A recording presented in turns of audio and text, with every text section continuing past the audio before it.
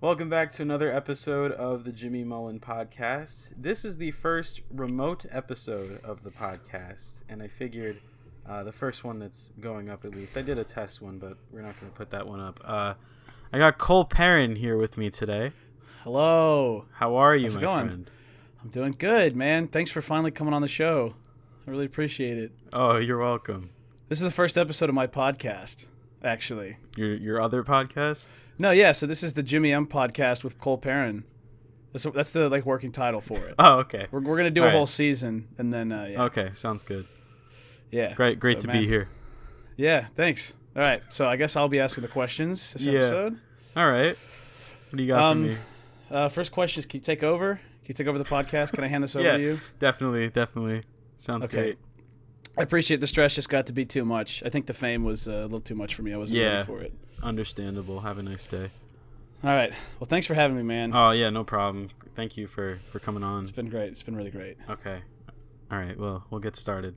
This is Cole Perrine. For those of you who don't know who he is, he's a YouTube legend. Oh, come on. Honestly, one of the most underrated YouTube channels I've ever watched. I appreciate it. I'm serious when I say that. Thank you. I found you completely by accident, I think. Because it was the Dan Schneider video you put out. Oh, that's right. I forgot you said that. Yeah. Oh, yeah. That's a video that's not on YouTube anymore, because I remember that's such a weird one. Yeah, I remember you said you were going to take it down if it passed the It video in views. And then and I took it down, so I guess that says what happened. Yeah. So how many views did it end up having before you took it down? So it was sitting at, I think, about 400,000, and the Dan Schneider one was at 399,000. And so I was like, okay. Well, and it wasn't even, I think the It one technically started picking up again, but I just really didn't like that video. I guess for context, for the people listening who don't know me, I mean, if there's even anyone out there that doesn't. You should watch his stuff. Yeah, 100%. But not the Dan Schneider video. Yeah, don't watch that one. I did like a YouTube newsboy style where I was like, because Dan left Nickelodeon, and everyone was talking about like his creepy allegations, and so I kind of jumped on it and made a really, really crappy video. Honestly, I thought I just rushed it out. Like, I think the beats, the comedy was on point, but like I got info wrong in it. Yeah. Yeah, and that basically you like kind of just dove into it. It wasn't like you took your time and made like a well-established video. You kind of just rushed it. But I mean, like, hey, I laughed. I subbed. Oh, I appreciate it. Gosh, you're the only person I think that's actually ever said that they came from that video. That's crazy. Yeah, I thought you were around for more. I thought you were around when I was in high school. No. I was like 2018. So I was a junior in high school, and yeah. So I think it just popped up in my recommended. I think that's what happened, and I was like, it's a video about Dan Schneider. It was like right when the thing happened, so I was like, what's this? And then it was that, and I was like, oh, this guy's pretty funny. Let me Etika reacted to it. Yes, I was gonna say that. I saw. I might have been watching that stream. I don't know. I don't remember, but I remember seeing the clip afterwards. He like turned it off after like 30 seconds. He was like, I can't do this. It was that Etika combined with this one guy who left a very valid, scathing comment that like turned me away from ever doing like trending topic videos again. That was the last time I ever. It's like really hit or miss when it comes to those kinds of videos. You're either like, you either get it completely right and you pop off, or like it just gets no traction. Or you just fuck it up entirely, or whatever. Or, yeah, you get it completely wrong and then you pop off. Yeah. and then British commentary channels make videos about you. Yeah. That's how you make it now. That's how it is. Yeah. You just have to tick off pyrocynical. Yeah. And you're good. I'd say he's evolved a lot though. Has he? I haven't watched in a little while. Yeah. I pop back in every once in a while. Like if you compare like his videos from like 2016, like that time, it's a very night and day situation. And well, that's good. I would hope people like evolve on YouTube. Yeah, he's definitely gotten a lot better, I will say. I think that got you over 10,000 subs, right? The Dan Schneider video. Yeah, funny enough, because we had the clown video happen in October, and then Dan Schneider was like January or something. Oh, so it wasn't even that long of a gap. Yeah, and the clown video did 200,000 views and gave me like 1K subs, so that got me from 5 to 6. But then I got 4 from the Dan Schneider one, which actually irritated me a lot. I don't know how this site worked, and that one made me a lot more money than the clown one did too. Oh, okay. I made like something out of it. I made like $200 off that. Oh wow, video, that Dan Schneider one. Yeah. I've never made money off YouTube, so that's definitely it's not a lot. I know it's not a lot, but like it's better than nothing, I guess. Yeah. If you compare the two. Yeah, I made 20 this month, and 5 of that came from somebody donated to a stream the other day. It's fun. It's fun. YouTube money. Should be your job. Make YouTube your job if you're watching this. Quit your job right now. Full-time YouTube. If you're watching. Yes. If you can make it work, I guess. Quit YouTube and make a quit YouTube and make a podcast. Yeah. Do what I did. Not like I popped off or anything. I have like 500 subs now. Hey, no, okay, so actually I do want to say this real quick because this is something I was thinking about and I wanted to ask you. Yeah. I think you're the only case I've seen of somebody who, because you do have an online presence. Yeah. You make videos, but not super frequently. Yeah. And not a ton kind of lately. Aside, because I know you react to like streams and stuff, like Nintendo and all that, like the new what are they called? The Directs and stuff. But like you jumped straight into making podcasts, and like the podcast thing is doing well for you. Yeah. Which is great because I'm used to seeing like, typically, at least in my perception of the podcast, is it's like a secondary thing. Mm-hmm. You know, like YouTubers or celebrities get real big doing one thing and then they make a podcast, and that's usually where people go to know them better. So like, you know, Conan O'Brien's podcast, Joe Rogan came from, you know, his like boxing commentary before he did his podcast. Right. You know, Cody and Noel, Tiny Meat Gang. But then your podcast is like your main thing. I think it's actually really neat that it's doing well. Yeah. Honestly, I had the thought of doing a podcast for a couple of years, and like I was going strong with YouTube like at the time. Like it was like 2017. Around the end of that year, I started to dip off. I, you know, started getting out more because I wasn't really getting out too much. I was kind of doing just YouTube, not much of a social life, but like I guess like around, and then like, you know, just a lot of drastic life changes and stuff just kind of dipped and all that, dipped my motivation.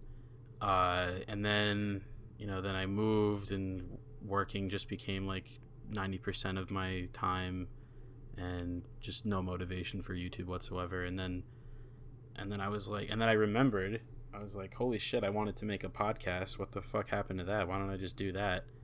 So I thought I was going to do it with friends, and then didn't really work out that way. So then I was like, well, I guess I could do it myself. I know solo podcasts to work out in some ways or in other ways.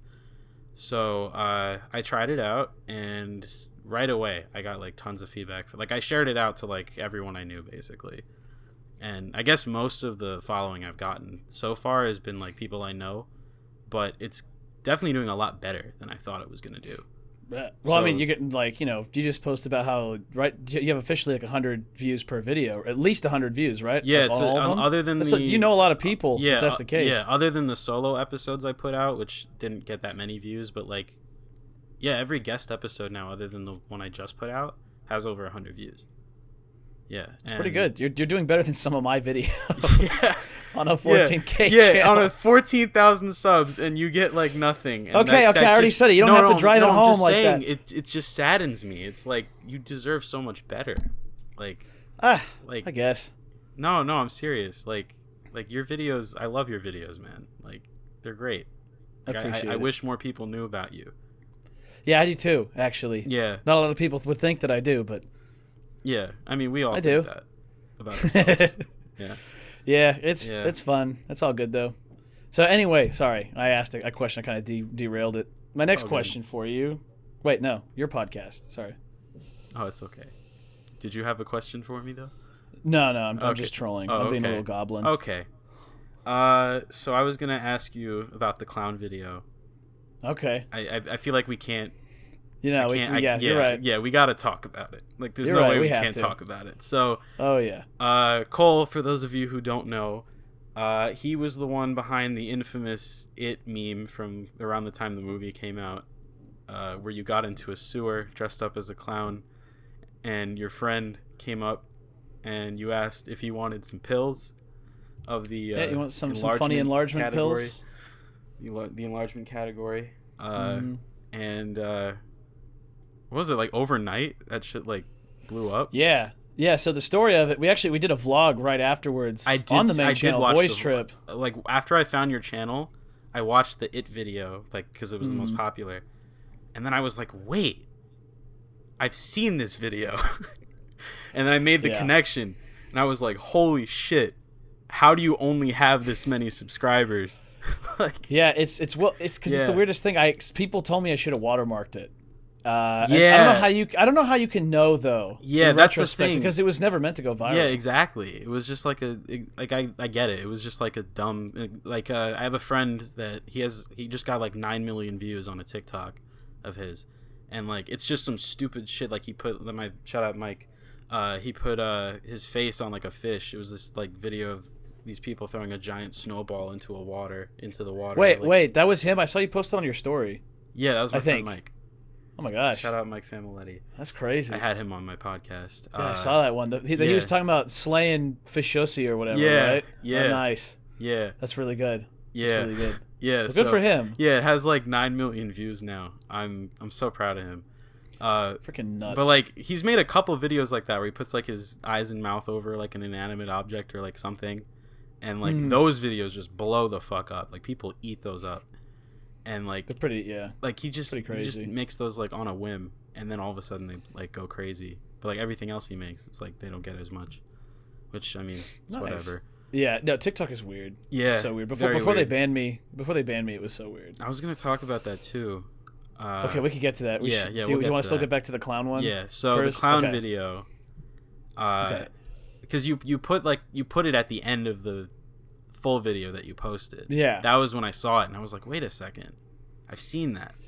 Yeah. And then actually. And then I saw and then I did some digging throughout your channel. I started watching more of your videos. I saw like the Snapchat video, like the worst people on Snapchat, a couple other ones, and then I think I came across the vlog where you guys like did the behind the scenes of that video, and then like your reaction to it blowing up like that was just so cool. Like, I'm glad I captured it. The story behind it was we went to go visit my friend. So we live in like the Dallas, Texas area. We were going down to go visit my friend. He moved to San Antonio for college, and so we drove down to go see him. And we had been talking about doing an It video because this was October of 2017. It was like the height of the movie. Yeah, and like part one came out in September. Yeah. Yeah. So we were driving down to San Antonio to go talk to him or to go see him, and on the way there, I was like, "Oh, we'll make a vlog," and then we grabbed all the clown stuff just in case. Like the day before, I went with my freaking grandma to Party City and bought like a costume and makeup, and so we're driving down. We have all that stuff in the back. We go to see him, and that same weekend was the Szechuan sauce fiasco too. Oh. So so in order, we got down there, we got to see him, we shot the video. And originally it was just the parody of It that we did like on the spot with what we had. Like we left the tripod in the shot for one of the angles. It was really funny. And then like on set, especially like I think during 2017 was like the year for Snapchat. That was before all the apps stole stories and put them in their apps. So like we were posting. Snapchat was like crazy. Yeah. All the time. Like we had this thing where we would just take Snapchats of each other at random. You just start recording and the other guy would just have to do something. So I'm in my clown costume and my friend Juan he walks around the corner and goes, "Yo, what the fuck?" And I'm just like slow motion. I'm like, "Oh, I gotta say something funny." And just the first thing came to mind, I was, "You want penis enlargement pills?" Hey, he said it. And then that was that. He said the meme. There it is. But yeah, like then literally, so we go back to edit the video, and then we're going to go out to eat, and Arshia hadn't even seen It yet. So we wash the makeup off my face, we go get dinner, and then we go to see the movie, and while we're walking out of his apartment, I just posted up on Twitter, because I thought it'd be funny. I was like, oh, this is like a behind the scenes. People will be like, oh, what did Cole get himself into this time? Because earlier that summer I did a picture where I was just like outside the Jake Paul house. Oh yeah. And a bunch of people were like, dude, what the fuck? So by the time, like, literally, we were in his dorm, and I tweet the video out, and by the time we get to his car, I distinctly, like, all of us laughed about this a little while ago. I look at my phone, and I'm like, dude, it's already got 12 retweets. Oh wow. It's already got 12 retweets. That's crazy. And then we went to eat. Off. Yeah, we went to eat, we went to the movie, and after the movie we get back and it's at like 10,000 retweets. No. And that's the most I've ever gotten. And I was like, whoa! And by the next morning it was at like 50 or 60,000, and it just kept going. So there's clips in that video of us just reacting to it, just dude, and then the next day was the Szechuan sauce garbage. So we literally left this dorm and we went down the street. I think it was a Saturday at that point, and like people were just lined up all the way. And I was like, shit, we'll put it in the vlog. So there was a Szechuan sauce catastrophe. We waited in line and didn't get any. It was devastating. That was the first time they brought it out, when they had like 2 per. Yeah. Oh. That was the day. It was a totally different place. We weren't at the one, but that was the day, probably almost to the hour, that dude got up on the counter and was like, I'm Pickle Rick, and I'm Pickle Rick. Put his shirt over his head and like. Yeah, so the Pickle Rick guy was born only moments after the clown. So remember that in the history books. Get that right. I came first. Yeah. But yeah, and then we drove back and we passed through Austin because I have some friends that went to UT, and we swung by and we were in my friend's dorm just like screaming, laughing because we looked up penis enlargement pills on Twitter, and it was just going thread. You refresh it and there were like 100 new tweets, and like on the same day we had kids recreating the video just out in the woods behind their house. Wow. We looked it up, we found that, and then like the actual video by the end of all this, by the end of the week, I think it topped at like 116K retweets. Okay. But it wound up on Daquan on Instagram. Oh. And like Lad Bible. And by the way, very few of these people, I'll give Lad Bible credit. They asked me if they could use the video. Thanks, Lad Bible. That's the problem. Daquan didn't say shit. He just posted it. That's the problem too. It got posted everywhere. Yeah. And tons of people have seen. I think I remember people showing it. I think someone showed it to me when I was in school. That's when I saw it initially. And I was like, oh, that's pretty funny. Yeah, and I didn't know where it came from, so I had no idea who you were or anything, and then I found the Dan Schneider video, and then I made the connection. That's how I found out who you were. Just insane. It's a damn shame. Like, if you're watching this and you didn't know, this is the guy, and he deserves all the love in the world for his content creation. He does so much. Please shout out to Cole Perrine. Go watch his stuff. I'm begging you. Please, I'm begging you. He's got to feed his kid. He's begging you. He's got to feed his ad children. revenue. Yeah, my kid's been eating socks for the last week. We haven't got any ad revenue. It's not good. It's pretty bad. Yeah. She lives in a cardboard box. We have a house, but she lives in the cardboard box. We keep her outside. Oh, man. But yeah, that stuff was crazy. And just the ripple effect after that of like, when people did find out it was me, they freaked out. Like about a week later, I went to my high school because I had a friend who went way out of state for school. He came back to visit his teacher because he was in one of those competitive like debate things, UIL garbage, and they're really close. He's like, yeah, I'm visiting this teacher. Why don't you come see us? I pulled up at the school, and that current student council, because I just graduated, that student council following knew me and knew my work, and they found out about the video, so they pulled up in this Jeep. And they're like all screaming out the window, say the line. It was literally for a week. It was say the line, Bart. Like they were just like, say the thing, say the thing, say the thing. And I was like, you want penis enlargement pills? And they're like, yeah. They just like sped off. And then while I was walking through the school, people I didn't even know were walking up to me like, dude, say the thing. It was surreal. That's and I still have awesome. Yeah, I still have people to this day that like find out about it, and they're like, I didn't know that was you, dog. What the fuck? Yeah, they find it like years later, and they're like, that was you. Yeah. I don't go bragging about it, but like if I'm at a job and like my coworkers and I are like still kind of awkward, like we haven't connected, I usually like kind of inch that in if they're talking about viral videos, and then like we're cool at that point. They're like, that's so crazy, nuts. And then it made it up on PewDiePie. I was gonna bring PewDiePie that up didn't like it. Yeah. Do you think if you had cut like the first second out of it where the tripod was in the shot and like you're going, all right, ready? We're okay, ready? Because that was the thing. He was like, you hear him saying ready, and it's literally like Juan decided of his own volition to do that Snapchat. So I'm in the drain, and I'm looking at Arshia, who's off to my left, and I'm like, are you ready? Are you ready? And he's setting the camera up on the tripod. Yeah, I don't know. I guess like if I'd known it would go viral, I would have done a bunch. I would have trimmed the beginning. I would have put a watermark on that thing. Because on my Twitter right now, it's got about about 11 million views on my tweet. So crazy. So you think about where it went, like how many views it probably got into Quan, on Lad Bible, all the places that it's been posted. Millions and millions. It's got to be at least in like I don't know. Maybe it's a little pretentious, but I feel like it's got to have at least 100 million. I wouldn't be surprised. Honestly. I think it's skewing towards like maybe 4 or 5 main, outlets, and then trickling down like exponentially to like all the just tweets and videos that have posted it. But it's crazy. It's nuts. So there it is. It happened. That's like a forever part of my identity now. Gotta live with it forever. I don't mind. It's not a bad one. Never hold that down now. Yeah. Unfortunately, it's a hard one. You can't really pitch it to companies if you're applying to be like, hey, I want to be a video editor. Yeah. You can't really be like, yeah, I'm the penis guy. The penis guy. Seriously, the penis clown.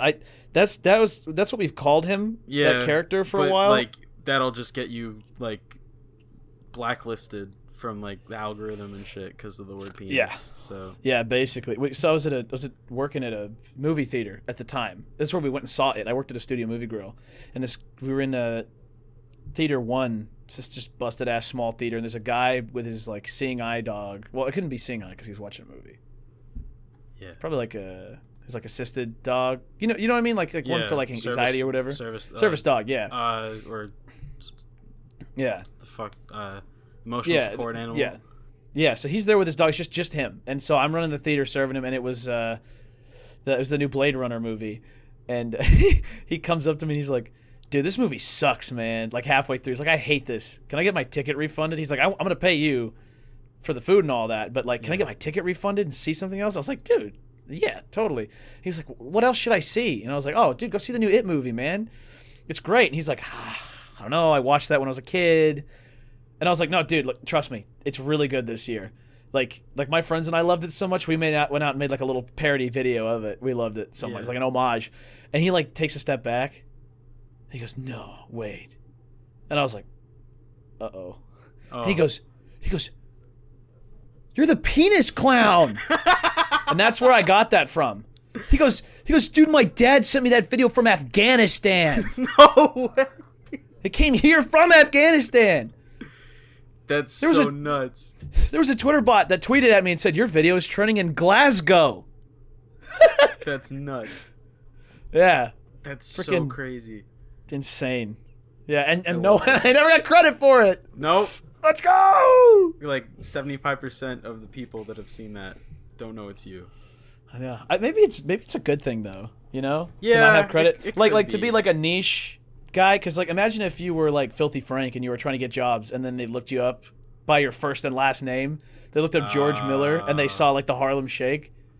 Yeah. So I guess it's cool to be like kind of niche meme where like most people know it's you, but you're not like if someone looked up my name, that wouldn't come up. Yeah. You'd have to put like Cole Perrine clown or something. Yeah, exactly. Do a little bit more digging. Yeah. So it's whatever. It's really been crazy. It's still a very fun thing. Kind of comes back around every few years. Yeah. I saw you pushed it more when YouTube Shorts came out. And then it went over 1 million views. That was how it got there, because some guy uploaded it to YouTube. He got it on. So I posted October 7th, and like I really didn't want to milk it. Mm-hmm. So that's why, like, because I got offers. People were like, "We can represent you, so we'll take a cut and you can monetize this video," which I should have. And later I would go to work on a Discovery Channel set, and I talked with like a producer about that. This guy who produced the first few seasons of Cash Cab. Okay. We're like friends now. It's freaking crazy. He was cool. like, "Dude, you should have sold out. You should have sold out." So if that's a lesson I could impart onto you guys, is always sell out. Monetize the video if you can. Yeah. And so I wouldn't put it on YouTube for weeks. And then finally on Halloween I put it up, but someone had already re-uploaded it from my Twitter. And so they're sitting at like 3 million views right now. And I'm at 1.1 now. I think I saw that actually.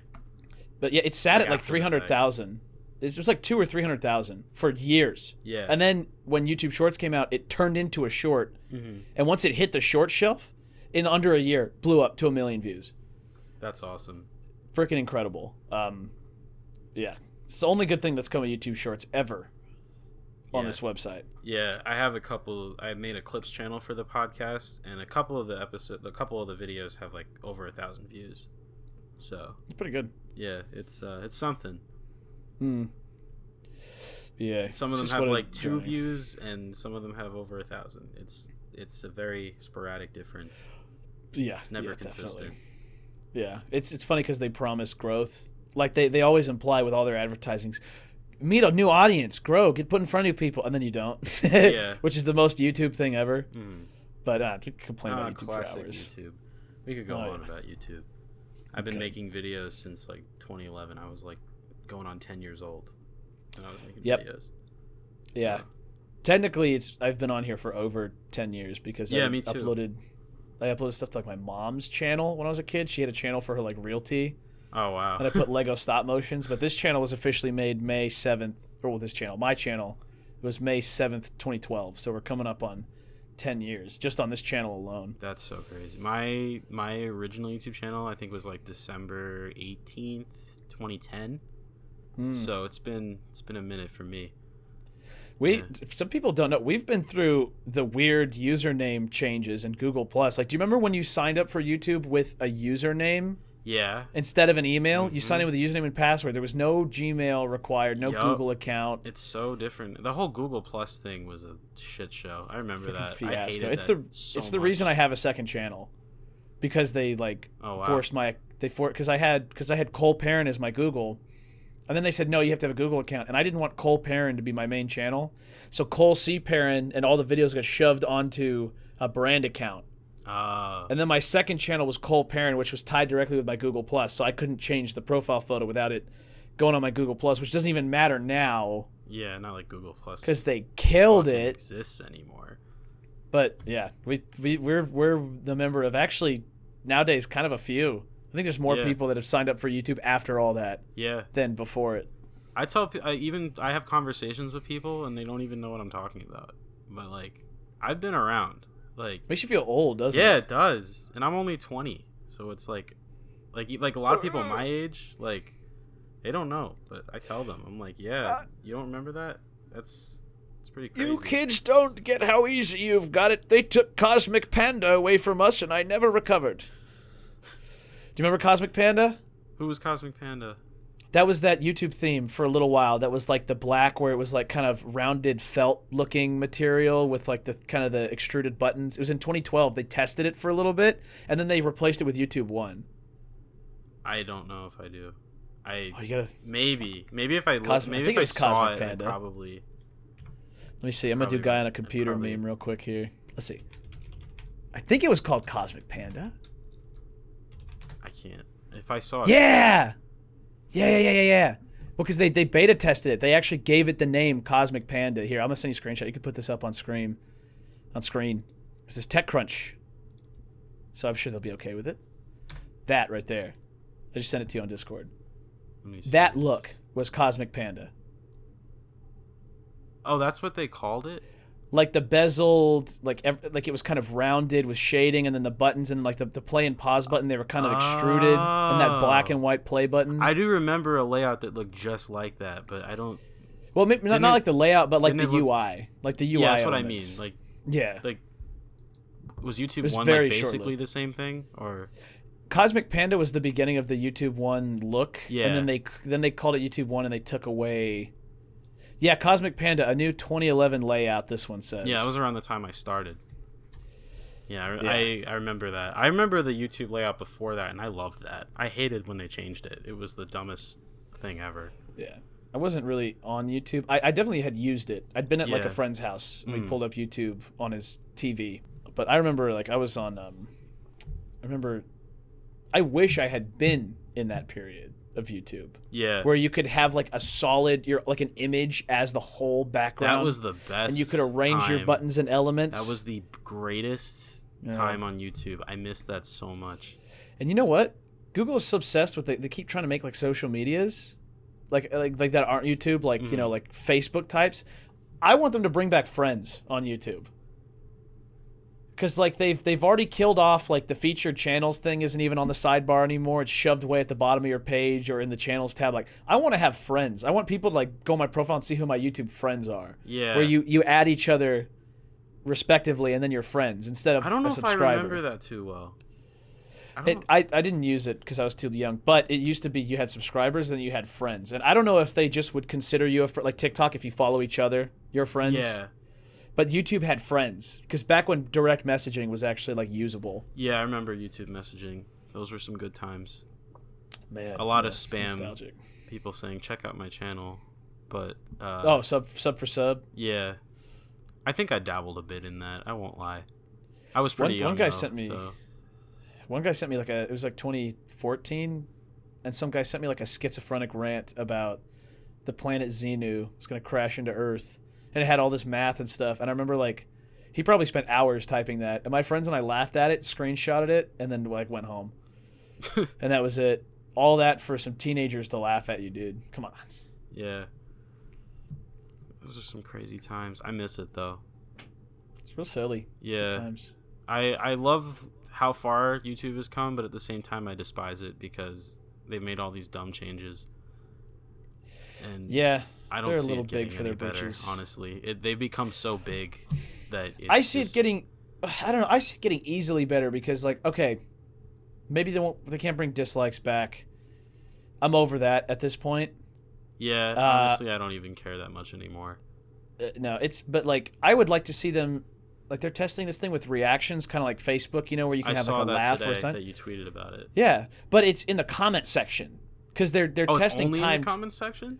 They're testing timed comments like SoundCloud, where you can see the comments at what point in the video they show up like live, and then so there's also a thing on the sidebar now. But I'm thinking to myself, why the fuck did they not just make you long press the like button and get more reactions? They could remove the dislike button entirely if they wanted to, because let's be real, nobody looks at it. The people that get dislikes don't look at it.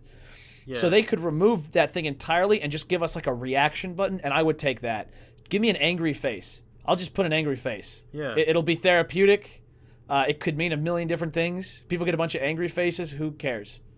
Exactly. But it's just weird. Like, say you have a like and a dislike, and then you also go to the comments and you have a like and a heart and a question mark. Like, yeah. Come on. Yeah, I feel like that would probably be a lot better. They could do better things in place of the things that suck. Yeah, they could definitely improve in a lot of aspects. I actually typed up. I got in contact with Matt Koval. He used to be. I could talk about this now because he's not the creator liaison anymore. But I actually made a document that I sent to YouTube through him. Like a bunch of YouTube engineers got it, where I made like a 20-page document, and I got a bunch of screenshots of before and after, and I compared like how color has gone missing from the app. It's all black and white. How features have gotten more confusing, or layouts have gotten worse, or like a thing could be a lot better. And I typed up this whole thing and sent it to him, and apparently, according to him, he gave it to a bunch of engineers, and they liked a lot of the stuff I talked about. So hopefully they do it. Yeah. Do it! That'd be great. And we'll be good. That'd be great. I could see you saying a lot of good stuff because you've been on YouTube a long time. You know how it is. Yeah, I feel like they should take me a little more seriously. Yeah, I see you talking a lot about stuff like that. Been putting up with them. I'm trying to take a new approach to that because I don't want to be screamy angry guy in the comments anymore. Yeah, you have made they're a just lot not of listening. videos, and I could see they're just not listening. They don't care. Yeah. So I'd rather. Yeah, you're just like one little guy in their eyes. Yeah, so I'd rather just praise them when they do something good and hopefully encourage them to do more good things. And maybe they'll like listen to me because I'm, kind of sucking them off a little bit. Yeah, he's big YouTuber Cole Perrine, so he knows. Yeah, I'm big YouTuber. If I left the site, there'd be problems. A lot of people would leave. If I went to Vimeo, then they wouldn't have to randomly charge people thousands of dollars for no reason. They do that? Oh, did you not hear about this? No. So, Patreon. So this will be the last thing, and then we can go back to your questions because I'm sorry, I don't want to take up you're fine. Too much. Patreon hosts all their video through Vimeo, and they don't tell people this. Oh, wow. Because there's a Patreon uploader, and you put your videos, and it's a Patreon built-in player. It doesn't tell you anywhere that Vimeo is the actual host of the videos. But you know that Vimeo charges for storage. Oh, that's And so a couple, I forgot who one of them was. One was a female YouTuber who does, like, I think makeup videos. Another one was Andrew Callahan, Channel 5. These guys randomly got invoices from Vimeo. I guess they're falling on hard times, and they've decided that these people are using up too much bandwidth. And Andrew Callahan got an invoice from Vimeo for $16,000 because they said they're like, this is how much bandwidth you use. This is how much you owe us. When he was like, what's a Vimeo? Like, he didn't even know what it was. And like, they're basically like, you have to pay $16,000 for a 2-year plan. And they took all his videos down and basically held them hostage. He lost like 500 patrons in a day because they took down all of his exclusive content. And he was just like, what the fuck? That's not fair. So, YouTube, if you don't want that happening to you, please put some color back in the app. That's all I'm asking. Just I miss put the color, blue back in the like button. Now that I think about it. Well, they took away the colors on the channel page. Oh, yeah. The little especially bar that would change color. That's the most devastating one to me. Especially that. It just looks like TikTok now with that middle profile photo. Yeah, it's really lame. It's just bad. It's really bad. But yeah. So, sorry, back to what other questions do you have? Because you told me you wrote up a big long list. Yeah, so you said you started your current channel around like 2012. What inspired you to like really start with YouTube? Like, were there creators that you watched that you were like, I want to do something like that? Or like, how'd that go? So I really started actually watching YouTube when we got an iPad second generation in 2011. It was the family iPad, and it had the built-in YouTube app because we kept it on iOS 5 for like 3 years. We didn't know that updates were a thing. And so I kept using that built-in YouTube app, and I watched a lot of Tobuscus and Tomska. My cousin got me into Tomska. I was there for the original Asdaf movies. Oh, I think I was too. That was a ride, dude. When Asdaf movie 4 came out, that was huge. Yeah. That was a big, because all my friends at school, we like ran out of the school so we could go watch it at my friend's house. But guys like Tomska doing skits. Yeah, guys like Tomska doing skits, Tobuscus doing skits in Minecraft. Like, I was really into those kind of channels. And there was a YouTuber I watched he was called XX Fancy Pants. And he made Lego stop motions, really talented ones. Like, he would make his Legos do flips. He would build like a bracket and put the Lego men on it, and then he would Photoshop it out, like frame by frame. Oh, wow. And he had like a photo of the background and all that. Like, he was so good. And like, that was how I got started. My original videos on this channel are Lego stop motions. I think I went down like a couple weeks ago just to see like your oldest videos, and I was like, wow, that's a pretty drastic change. Which got converted to shorts. Now. Yeah, they got turned into shorts for some reason, and it cut the sides off. So thanks, YouTube. Oh, come on. Fuck but off, yeah, YouTube. It was Lego stop motions for a little bit, very short time, and then it was little iMovies that I made with my cousins because I got an iPod Touch, so I put that camera to use. Okay. And then once I learned how to record Minecraft, how to screen record in 2013, because there was that website EMU for iOS. I don't know if you ever saw that. I didn't have an iPod Touch growing up, so they basically figured out how to get like HTML5 web apps onto iPhones. Ooh. So because the API was there before they removed it in iOS 7, and then they brought it back in iOS 10. There's an API that was unused. It was like the screenshot API. Part of it was stuff there for screen recording, because I think they used it when Apple demoed iOS features. And so someone made an app that you could download as an HTML5, and it launched like a native app, and you could screen record. So without jailbreak, because my parents wouldn't let me, I screen recorded, and like that was how I got to my first 1,000 subscribers, was just making Minecraft videos on my iPod. That's and crazy. editing them on my iPod. Yeah, so like that was, I dove into that for like 5 years. Yeah, the fact that you made it that far back then. I've never made it that far, so. It was crazy. You could back then. Yeah, like I just posted like daily videos. I migrated channels a couple times, and I was also like not consistent, but also consistent at the same time. I don't know. It's a little blurry for me, but I was also really young too, so like I don't know. I mean, like you're a couple years older than me, so like I guess you had more of a reach with that. I guess if you can even call it that. I don't know. There was just definitely like a shift. I think it's just back then. That was really the daily videos meme, like just uploading frequently, and getting a decent amount of views was all you needed to do. Like, and your videos actually showed up because tags had a relevance in the search thing. That's the thing so you could just flood your tags with stuff, and you would get seen. Yeah. Because they actually had a relevant. Now YouTube has completely killed the tags. They don't actually do anything. Which is funny because they're still there. I think it's like basically their official description for it is like it's only for if you spell a word differently, or like if someone's name you put that in the tags. It's the only time that they are counted above description and title metadata. Yeah. But back then it was simple. You load your tags up. You just make a video about the thing you're talking about, and it was like pretty guaranteed you could build an audience, even if it was small. I just did seed reviews, a let's play, some multiplayer stuff, survival games, just on repeat every day. And I regret it a little bit. Well, I don't regret it. I love everything I made, but I definitely, like, the first 2 years of high school, I didn't do anything. I was like a platypus. I didn't do much. Okay. I would just come home from school and, like, record. Thanks. I'd come home from school and record a bunch of Minecraft videos, and then the next day in class I'd edit them and I'd go home and film more. And so I have friends that talk about cutting class freshman, sophomore year, getting in trouble for doing this, that. Someone took their parents' car on a joyride. A bunch of 15-year-olds hopped in and they got pulled over. And, like, I wasn't involved in any of that stuff, for better or for worse, because I was just at home making videos. Yeah, that was me most of high school. And yeah, so that's why junior and senior year, I really, like, I quit Minecraft and I started, like, doing crazy stuff, like urban exploring and setting things on fire for YouTube. And right. I'm glad that I had a lot of making up to do. Yeah, I think around like 2017, like 2015, 2016, I kind of had a dip with content that I wasn't sure what I wanted to make. I think I experimented with commentary, kind of in the same style as like Leafy Pyro at the time, and like everyone was just like, "Fuck you, Leafy clone!" Like all the people that watched my videos at school. Nice. Yeah. So I think I just gave up on that. I think I made a video on Damn Daniel or something, and it got like 500 views, and I was like, "Oh shit!" And then fucking Mullen came around and copy striked it.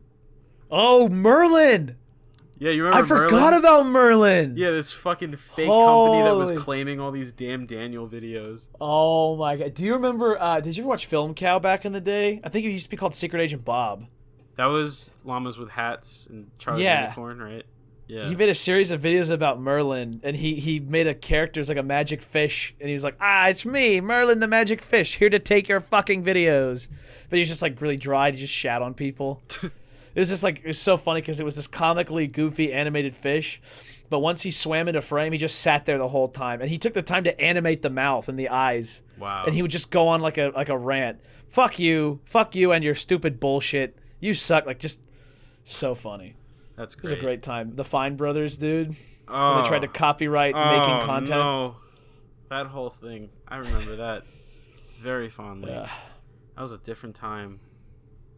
It's crazy. That was that was like the last, that era was like the last time I really enjoyed a vast majority of content creators. It's really dwindled down now. I don't watch as many anymore. I feel that. Yeah. It was because I think plus a lot of nowadays the big ones back then don't really make this, either they don't make videos at all anymore or they don't make the same kind of stuff. Or they're streamers. Yeah, they that's just stream. I don't really watch much streams, so I don't either. But like, if you think about it, like, they probably would have gotten away with it nowadays because the only thing that stopped them was like their video getting disliked to Kingdom Fuck. Yeah. Now there's no dislikes. Like, they would be fine. So, they'd be fine now. Round 2. I looked at their I used to watch their videos all the time. And then I stopped around I think it was like a month or two after the whole React World thing. I unsubbed. I was like, yeah, these videos aren't even the same now. They, like, Benny and Rafi stopped appearing in videos. Like, people were kind of mean. They had an entire office and staff working for them at that point. So like they figured, all right, we don't even need to be a part of this anymore. We'll just like, we could just do the behind the scenes stuff. And well, like, which was the one that looked like a fish? Like, I don't mean that to be rude. His eyes just like were he looked like Anya Taylor-Joy, where his eyes were really far apart. I think it was Rafi. Rafi? The balder one with the hat. Yeah, that's Rafi. Yeah, dude, people were really cruel to that guy. In on them. People went in on his look. I'd feel bad to be that guy. I was a fan of them for a long time though, because they made My Music, and that was a really good show. That's how I found out about Jack's films. And I found about Jax through Tobuscus, because remember they were friends, and he just basically cut him off completely when he had allegations. Yeah, I remember so that. sad. Yeah. Poor Tobuscus, man. He didn't deserve that. It's a shame. I didn't really watch him too much. I watched a handful of Minecraft or something from. I think with Tobuscus I watched more Happy Wheels than anything. That was a very short period of time though for me. His Aether series was what got me into Minecraft. I remember I tried to build an Aether portal on my Xbox 360, and someone was like, "Idiot, that's a mod." And I was like, "I don't know what that is." I'm just a kid, man. How do I screen record my Xbox? Someone said get a capture card. I was like, "Can I download that?" Get a Dazzle. Yeah, get a freeram.com. go download free RAM. Oh man.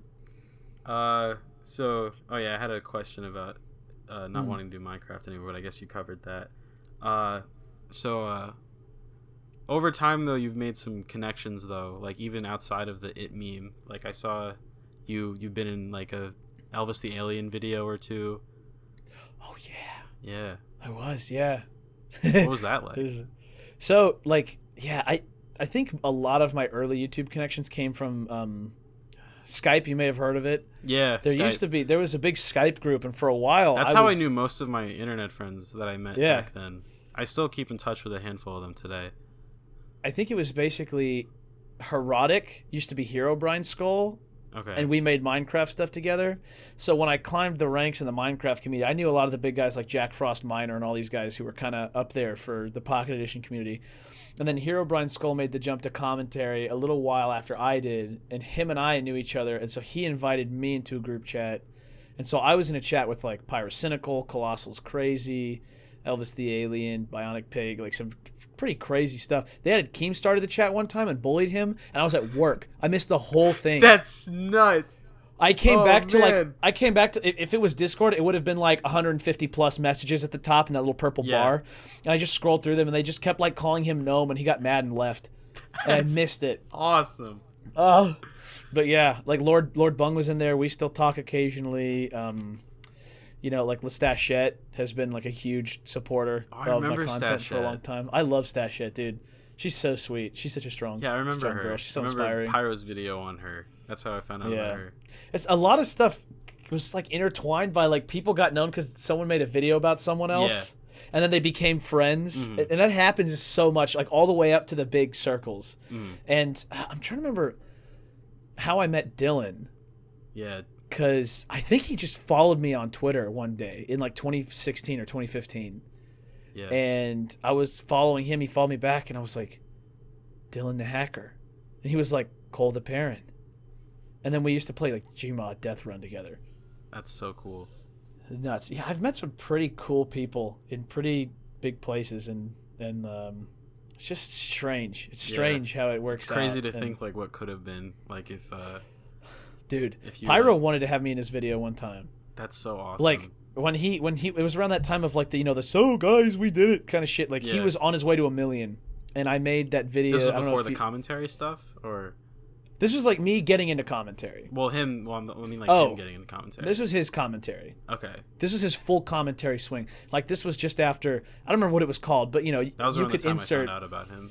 This title could represent like any video on his channel, but like Crazy Man Smokes Weed, that kind of content. Yeah. Where he was just getting insane views talking about like Keemstar or Tommy C and stuff like that. Yeah. And so he offered to put one of my videos in his. I made a short sketch, and he thought it was so funny. He's like, "Can I use it?" But again, he messages me, and it's British time, so I'm sleeping. It's 1 a.m, and I wake up at 5 for swim practice, and he's like, "Can I do that?" And I was like, "Oh, yes, please, you put it in." And he already uploaded it. Damn. And like when he put Zaptai in one of his videos, Zaptai went from 1 to like 50K. Yeah. And I still think about that one opportunity. I found out about him, Colossal, and a few other people through Pyro. I remember. I've talked to Zaptai too. Him and I used to Skype chat like one-on-one. It's crazy because he's just gone now. Yeah. He's just gone. Like he just got erased. His friends just ganged up on him on their podcast, dude. Yeah, that whole thing was crazy. I remember that. And then they were just like, "What if we got on and told lies?" And then he just never came back. Wow. That's so unfortunate. Poor guy. Yeah. I wish him the best, though. I hope he's doing well. That was kind of why I distanced myself from that group. Yeah. Like, they were cool. Toxic. A little fake. Yeah. A little fake. Just a lot of like oh, you're so cool. Oh, you're so great. I love you. Like I'm not going to say who, but I got it. One big YouTuber was like, yo, I've watched like 3 of your videos and I love you already. You're so funny. I was like, oh my God. And I don't think I ever talked to them again. Like they just like left me on red after that. Damn. So like, it is what it is. I'm glad that they're all healthy and no one's hurt. Everyone's doing well. So that's good for them. But otherwise, I'm just like, yeah. Otherwise, yeah. And it just got to the point where everybody was just doing the same video. Yeah. Like, you'd get on your subs feed and, like, all of your favorite creators had their take on why Keemstar's an asshole this week. And you're just like... Yeah, just let it rest. Do something different. This has to stop. Yeah, this has to hit a turning point. I remember it got to a point where, like, they were all making the same video. And I just kind of stopped watching most of them. I think... I ended up just watching Pyro whenever he put out a new video, and whenever Colossal did, because, you know, he doesn't really upload very often. Colossal still makes bangers. Yeah, every time. Mm-hmm. I look forward to every video he puts out, despite how infrequent he is. Yeah, and I also got to talk to iDubbbz one single time. Really? Oh, yeah. Oh, wow. Yeah. I have a recording on my phone of him calling me a cunt, because my headphone volume was really loud. So, like... basically, this other guy in the group had all of his shit hacked. Like, really bad. He lost his Gmail, his Twitter, all this stuff. Oh, shit. Like, someone, like, super hacked him, and all he had was Discord. This was how I found out about Discord. They were like, oh, he's on Discord. We're going to go into Discord call. And I was like, what is Discord? And they're like, oh, it's better than Skype. So I made my account to go join this call. And iDubbbz was in there for, like an hour. We were just chatting with him. And he was talking about, like, yeah, so let me contact my rep at YouTube, whatever, blah, blah, blah, and then we'll get a Google person on your case. And they got his account back, and then he was like, yeah, me and the boys use 1Password. People have tried to get into Frank's account all the time. Like, that was really cool. Wow. And then I was like, I got to record this. I got to prove, because I'm, fucking stupid 17-year-old at the time. And I'm like, I got to show my friends. And so I grabbed my Snapchat, and I turned my headphones all the way up, and I'm recording him talking. And it's, the little Razer headphones with the mic. Yeah. So the audio comes out and starts getting recycled. And he just stops. He's like, can you not fucking repeat me, cunt? Cole? And I'm like, what? And I still have that video. That's That's magnificent. Amazing moment. He followed everybody in that Discord call on Twitter except me afterwards. Wow. Yeah. Yeah. Wow. Can't catch a break, man. Damn. Can't catch a break. You've been online. so close yet so far. I've been so close every time. That sucks. It's weird how many like just internet chat rooms or like in-person rooms I've been with big people, and then it just like have you ever heard of the 8-Bit guy? He's like a tech guy on YouTube. No. He's got 1 million subs. He talks about a lot of retro stuff. I went to a vintage computer meetup and he was there, and I just happened to accidentally park next to him. And I've been watching this guy for a while, and he's just right there. And I got in my car and I was like, you. And these guys are obviously way more timid in person. Yeah. And he was like, what? And I was like, I know you from somewhere. And so that's just kind of what I've turned into, is just kind of like I just kind of like whenever I run into big famous people, I'm just like, it's that I know guy. you guy, ha. Like, yeah. And then like I was it another thing, LGR was covering an event and I happened to be at the event. I don't know if you've heard of LGR, another big guy. I know about LGR. I don't think I've ever watched a video from LGR, though. He was covering an event, and like his little brother was there helping him film stuff, so he's walking around the camera, and I made it into the LGR video. Oh. His video on Computer Reset. I'm all over that thing. I'm in a beanie. You can tell because of my hair. And I like at one point I walked up behind his brother who was filming a shot going down this hallway. And I was like, hey man, listen, so like I can do all kinds of real silly faces, silly funny impressions. So if you need like a comedy guy for this video, just let me know. I do like a really good Jim Carrey. And keep in mind, we were all required to wear masks. Oh, and so I'm like, yeah, I can do like a Jim Carrey face, like that. Can't even see it through the mask. Oh. And he's just like, yeah, dude, yeah, so funny. Damn. So funny. So that's awesome. I'm an anti-hero online now. Yeah. I just harass famous people, but lightheartedly. Right. I went to a convention on Long Island like for a couple of years. They haven't had one since 2019 because of COVID, but like I've met a couple of YouTubers there. Like that's fun. Like, who's the coolest one you met? Alex CND, definitely. Captain Nintendo dude. Familiar. He was friends with Etika. Oh, okay. Yeah. He was okay. the one. Yeah, that I'm not as familiar with that side of YouTube. Yeah, he was the one that he was the first in line for the Switch in the city. That's New York crazy. City. Yeah, he got to. I think he met Doug Bowser that night, and then he was. I think he was one of the first people in line for Mario Odyssey, and he met Reggie. Oh. Yeah.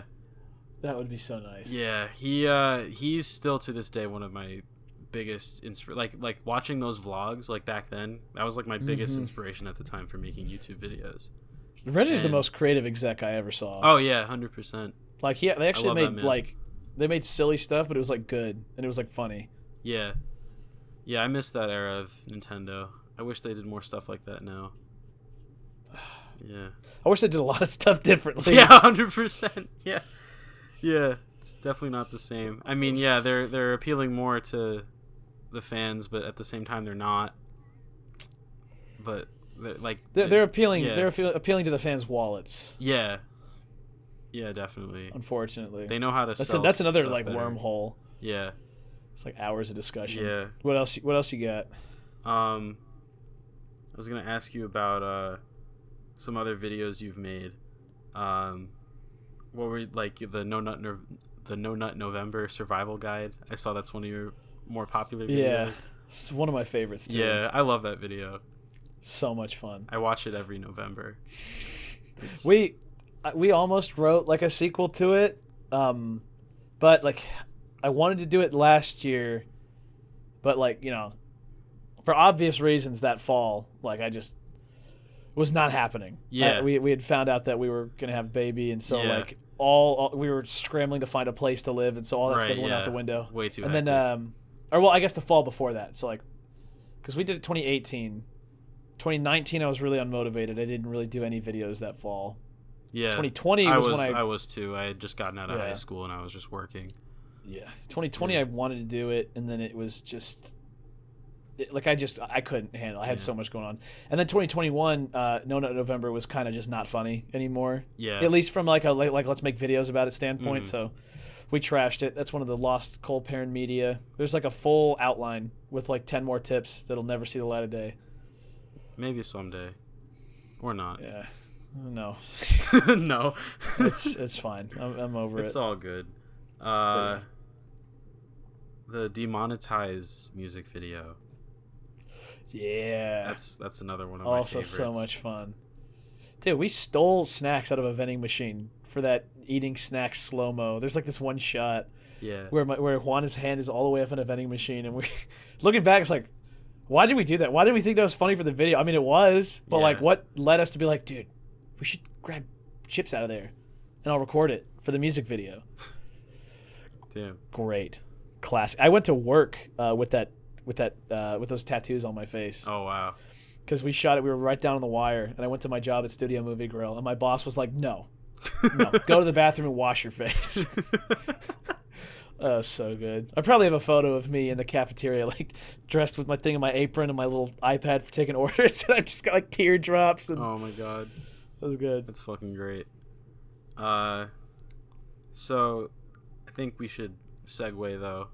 You, one of your more recent videos, I'm a big fan of. I showed it to everyone I used to work with because I think to an extent we could all relate to it. Your customer is always wrong video. You had just gotten off your employment at Target. Yeah, and I was applying for Apple, so I actually didn't even go in as hard as I wanted to. But oh my god, you know what? So I wanted to talk shit about Target too. And I talked so much shit about customers, I didn't have room for it. It would have made the video twice as long. It would have made it like 20 minutes. Hey man, I would have watched it. I think I was afraid of like legal repercussions because I took a lot of videos in the back room for it of like how unsafe things were, and so I left that out. But yeah, that was also kind of the video where I realized I'm done with commentary now. Yeah, I think that's a good last hurrah though. Yeah, you ended on a good note. I had a lot of fun. That was one that I was really passionate about, and I had been writing. I had a note in my notes app that I started in like 2020. It had been there for over a year of just where I was writing down stuff that pissed me off and stories whenever they would happen so I didn't forget them. Yeah. So I could make that video. I waited literally years to make that video. And I think I did a pretty good job. Yeah, I showed it to a bunch of people I worked with and they loved it. I wish it had popped off more, honestly. Yeah, honestly, it deserves so much. If you haven't seen that video, you should check it out. It's pretty great. Especially if you work in retail, you can probably relate a lot. Oh yeah. I worked in grocery retail, so it's not entirely the same, but I could relate to a lot of stuff. It's just any retail. Where did you work? Okay, I want to ask you that. Where did you work? Because you'd post about it all the time, and it looked like a gas station. No, it's a grocery store. Really? Yeah, Stop and Shop. It's more of a northeast coast type of deal. They have, I think they're more popular in like Rhode Island and Connecticut than they are in like New York and New Jersey. But there's a lot of them on Long Island. So damn. So I need to come next time because we didn't talk much in 2019 when I went up there, but I spent like a week in New Jersey and New York, and I definitely want to go back. So next time I'm up north, I need to go to your Hopkins One Stop. I need to go check out your Stop and Shop. We need to like link up when I'm up north. Next time. 100%. Like, when I'm up east, I guess it's from northeast. Yeah, Long Island's not too far from all that, so. I want to go back. It was really foggy when we went. I wanted to do the Empire State Building, and there was like no point because it was just there was a cloud of fog at like story 6. Yeah, you could see it cut the building off. We could go up there, pay some money to go see Gray from high up, I guess. I think I went up to the Empire State Building one time on like a school field trip. I don't even remember whether or not it was the Empire State Building. Yeah, middle school is a big blur for me. Honestly, I like to forget a lot of it. I vividly remember every second. I remember. I'm probably the most nostalgic person I know. Yeah, I like to be, but a lot of that stuff I just despise. So I just like to forget about it. I was making YouTube videos in school, like at that time. Like anyone you ask, like that, I went to middle school with, they'll tell you. Like I carried around a fucking Red camera, and you had a Red camera in middle school? It was a Sony CyberShot. Oh, I thought you meant like a Red camera, like Red cameras. No, like no, it was dude like had the Red Phantom at his middle school, lugging it around. Digital camera. He had it on wheels. You were rolling it through your school. Your Red Phantom 8K. He sold it to MKBHD. That's how Marquez Brownlee got his first one. He got it from Jimmy Mullen. Thank you, Marquez, for that purchase you made. Much appreciated. He really needed it to invest in what would become the Jimmy Mullen podcast. Yeah, back in fucking 2013, 2014. Whenever the groundwork for this podcast. The groundwork has been laid since the beginning. Yeah. He was thinking about this when the towers fell. I was 3 months old on the day of 9/11. I remember I was at school. I was at a little country daycare. I was about 2 or 3 years old, and my parents came and like grabbed me out. That was so funny, by the way. Thinking about that, like every parent in America thought that Al-Qaeda was aiming for their kid's school next. That's so nuts. I think my mom was out with me like in the stroller taking a walk or something. And she heard like the boom, and then, that's okay because New York. That must be a lot scarier. It was for across the water, so you could see the smoke coming all the way. It was, it was bad, to say the least. Yeah, I think that's probably the most that we should say before YouTube steps in. Yeah, you guys will have to look it up on Nat Geo or Discovery Channel or whatever for the rest of that story. Yeah. Crazy. Yeah. I think my baby just shrieked. Oh. That was my chair. Like a happy shriek. She's like probably playing. Yeah. Do you have any stories from when you worked at Target? Yes. That you're comfortable with telling? Yeah, so some stories from Target. I'm trying to think of ones that I didn't talk about in the video. I'm trying to think about because those were definitely the craziest. We had a guy come through who was very, my open carry, because Texas passed the law open carry. You can just have a gun on you anywhere for no reason. That's fucked up. As long as you have a license, you can just have it out. And so this guy would come in and routinely walk around Target with a big iron on his hip. Oh, just loaded. Oh. Wait, Fabi, real quick. Come look at this shot. Come look at how I set my camera up. I gotta brag. Look at this. Oh, baby. This baby. Oh, that looks nice. The baby. Hi. What's up? That's Jimmy Mullen. Jimmy Mullen podcast. Can you say Jimmy Mullen podcast? She's pointing at you. She is. She's pointing. No way. Say hi. Oh my god. It's a timeless moment. Ah! Say hi. That's incredible. First baby appearance on the podcast. That was pretty surreal. That was amazing. A lot of firsts today. Okay, so yeah, this guy came into Target with this just gun on his hip. Big fat gun too. Looked like the kind that a cop would confuse for a taser. But he basically like came in with this thing. He was just flaunting it, walking around, kind of shaking his hips so it would jangle around. And I was just trying my best to ignore it. And he was asking about buying a phone, and so I was just kind of showing him the phones we have. He's like, "I don't see nothing from Huawei here." And I was like, "Yeah, there's not. They're not really in America anymore." He's like, "Oh, I know, because they were sending shit to China. Mm-hmm. Trump cleaned that up real good." And I was like, "Yeah, man. Okay. Just don't care, you know? Just whatever." And like people, that was the thing I didn't talk about in the video, and it's coming back to me now, is that people would just, as soon as people like were comfortable with you, like shoppers, as soon as you were basically nice to them, they just got racist. Oh yeah, you live in Texas. So there's probably a lot of that. Well, you'd think that they'd be more open about it, but like some people would hide it and they'd be normal. Yeah. And then you would basically say you'd have more than a back and forth, like, you know, instead of like, "Oh, here's the phone chargers. Okay, thank you." It'd be like, "Okay, well, I appreciate it, man. How long you worked here?" "Oh, I've worked here for that." Boom, N-word would come out like every time. I was talking to this. I never had a customer pull the N-word on me, but I do have a couple memories of people just getting racist when I started talking to them, like ringing them up and stuff.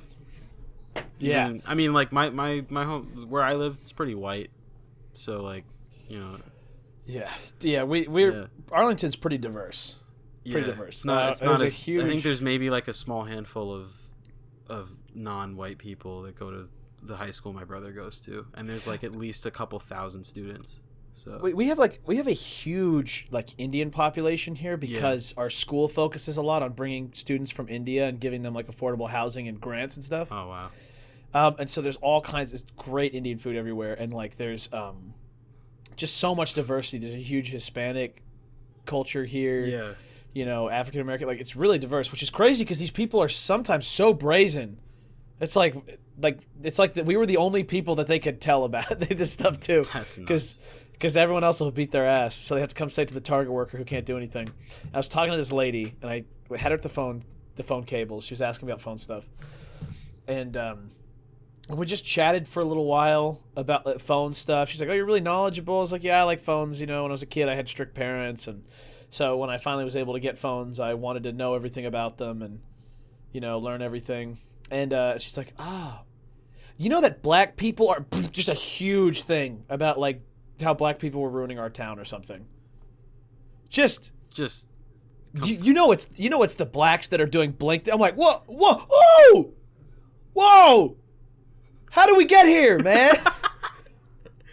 And then what happened? Nuts. Old people in their electric scooters. You'd come up and they'd be like, "Oh yeah, how much?" They were the worst. I had some they're really bad ass customers like that. We had this one lady. They would call her Hell on Wheels. Like that's really good. She had a really messy car, and like I think like some people would have to help her bring shit out to her car, and like she was just like a hoarder, and she was like I don't know if she was racist, but she used to steal a lot. Like she would have stuff under her legs, and like, you know, her knees barely worked, so like if you tried to get shit out from under her knees, like it was a whole you had to kind of go in there. Yeah. It came out slimy. Yeah, I had to deal with her like once or twice. I didn't have to deal with her very often though, but I would hear stories. Like I think she's been kicked out. She had like someone that I guess I don't know what the relation is to her. Maybe he's like her son or something, but he had the worst fucking body odor. Like he just smelled like shit. He wore this like face. It wasn't like a face mask like a typical one. It was like this metal contraption shit that he had on his face or something. Oh my god! And it's like he just smelled awful. Dude, like, the BO shoppers Those BO were the shoppers fucking are worst. bad. I could not. They were bad. Like, they would come up to your register and you just have to deal with it for a good, like, 2 or 3 minutes, and it was unbearable. I would even look at customers' faces that were, like, either in front of them or behind them, and, like, obviously I'm not going to say, like, dude, you fucking stink, but, like... I wanted to. I wanted to so many times. Bad. I made a TikTok, like, I was like, can everyone just do me a favor and take a shower? Like, it's not hard. And wear deodorant or something. And like, if you want to do your celebrity meme, like, oh, I only shower once a week, whatever. Fine, you can shower once a week and not smell that bad. Yeah, because that's the crazy. If you're not, as long as you're not working out, even a week without a shower it doesn't get that bad. How long do these people go? Yeah, how long do they go without a shower that gets them smelling that bad? Yeah, I really wonder. It like it's like compounded on top of itself. Yeah, yeah, you could. This one guy, you could smell. You could be like 20 feet away from him and like still smell him. Like, it was awful. Yeah, it's so crazy. Like how it really makes you wonder. Like, how often do these fucking people go without showering? I can't go a day or two without showering without feeling disgusting. So like, I don't know. Yeah. I don't know how these people do it. Yeah, they're actually animals. Yeah, it drives me insane. It used to be like one of my biggest pet peeves when working in retail. Like, I couldn't bear it. Another side of that coin too is I worked electronics retail. Oh, so yeah, you had all the boomers not knowing what they were talking about. I witnessed some disgusting but also disgusting fucking phones. Oh. Like, people would come in and be like, my phone has a problem, and I don't know how phones would get this gross, this greasy. It's like they had a layer of lard. It's like they dipped it in a tub of, I can't believe it's not lard, and then they just put it back in their pocket. Like, how do you not... I'm not like a germaphobe or a clean freak. Yeah. But when it comes to my tech, I am. Like, I'm right-handed, but I now eat food with my left hand, like, naturally, because I don't want to grab my phone with my right hand and get grease on it. Oh. Like, if my screen is greasy, before I use the phone, I like wipe it down. I have microfiber cloths. I clean my screen once a week on my laptop. Like, I don't know how people have such disgusting devices, dude. And how they're just okay using them. Like, you think the layer of grease, when they touch the screen, their finger doesn't even make contact with that little electrical field. The touchscreen doesn't work half the time. They have to smear the screen so they can swipe up to unlock their iPhone. Yeah, that's disgusting. How do you do it? How do you... I quit. Clean your phones, people. Oh, like, how do you... Yeah. How do you deal with that? I can't imagine. It's not hard. How do you live like that? You get to, when you work retail, you get to see into more lives than you really thought that you would. Yeah.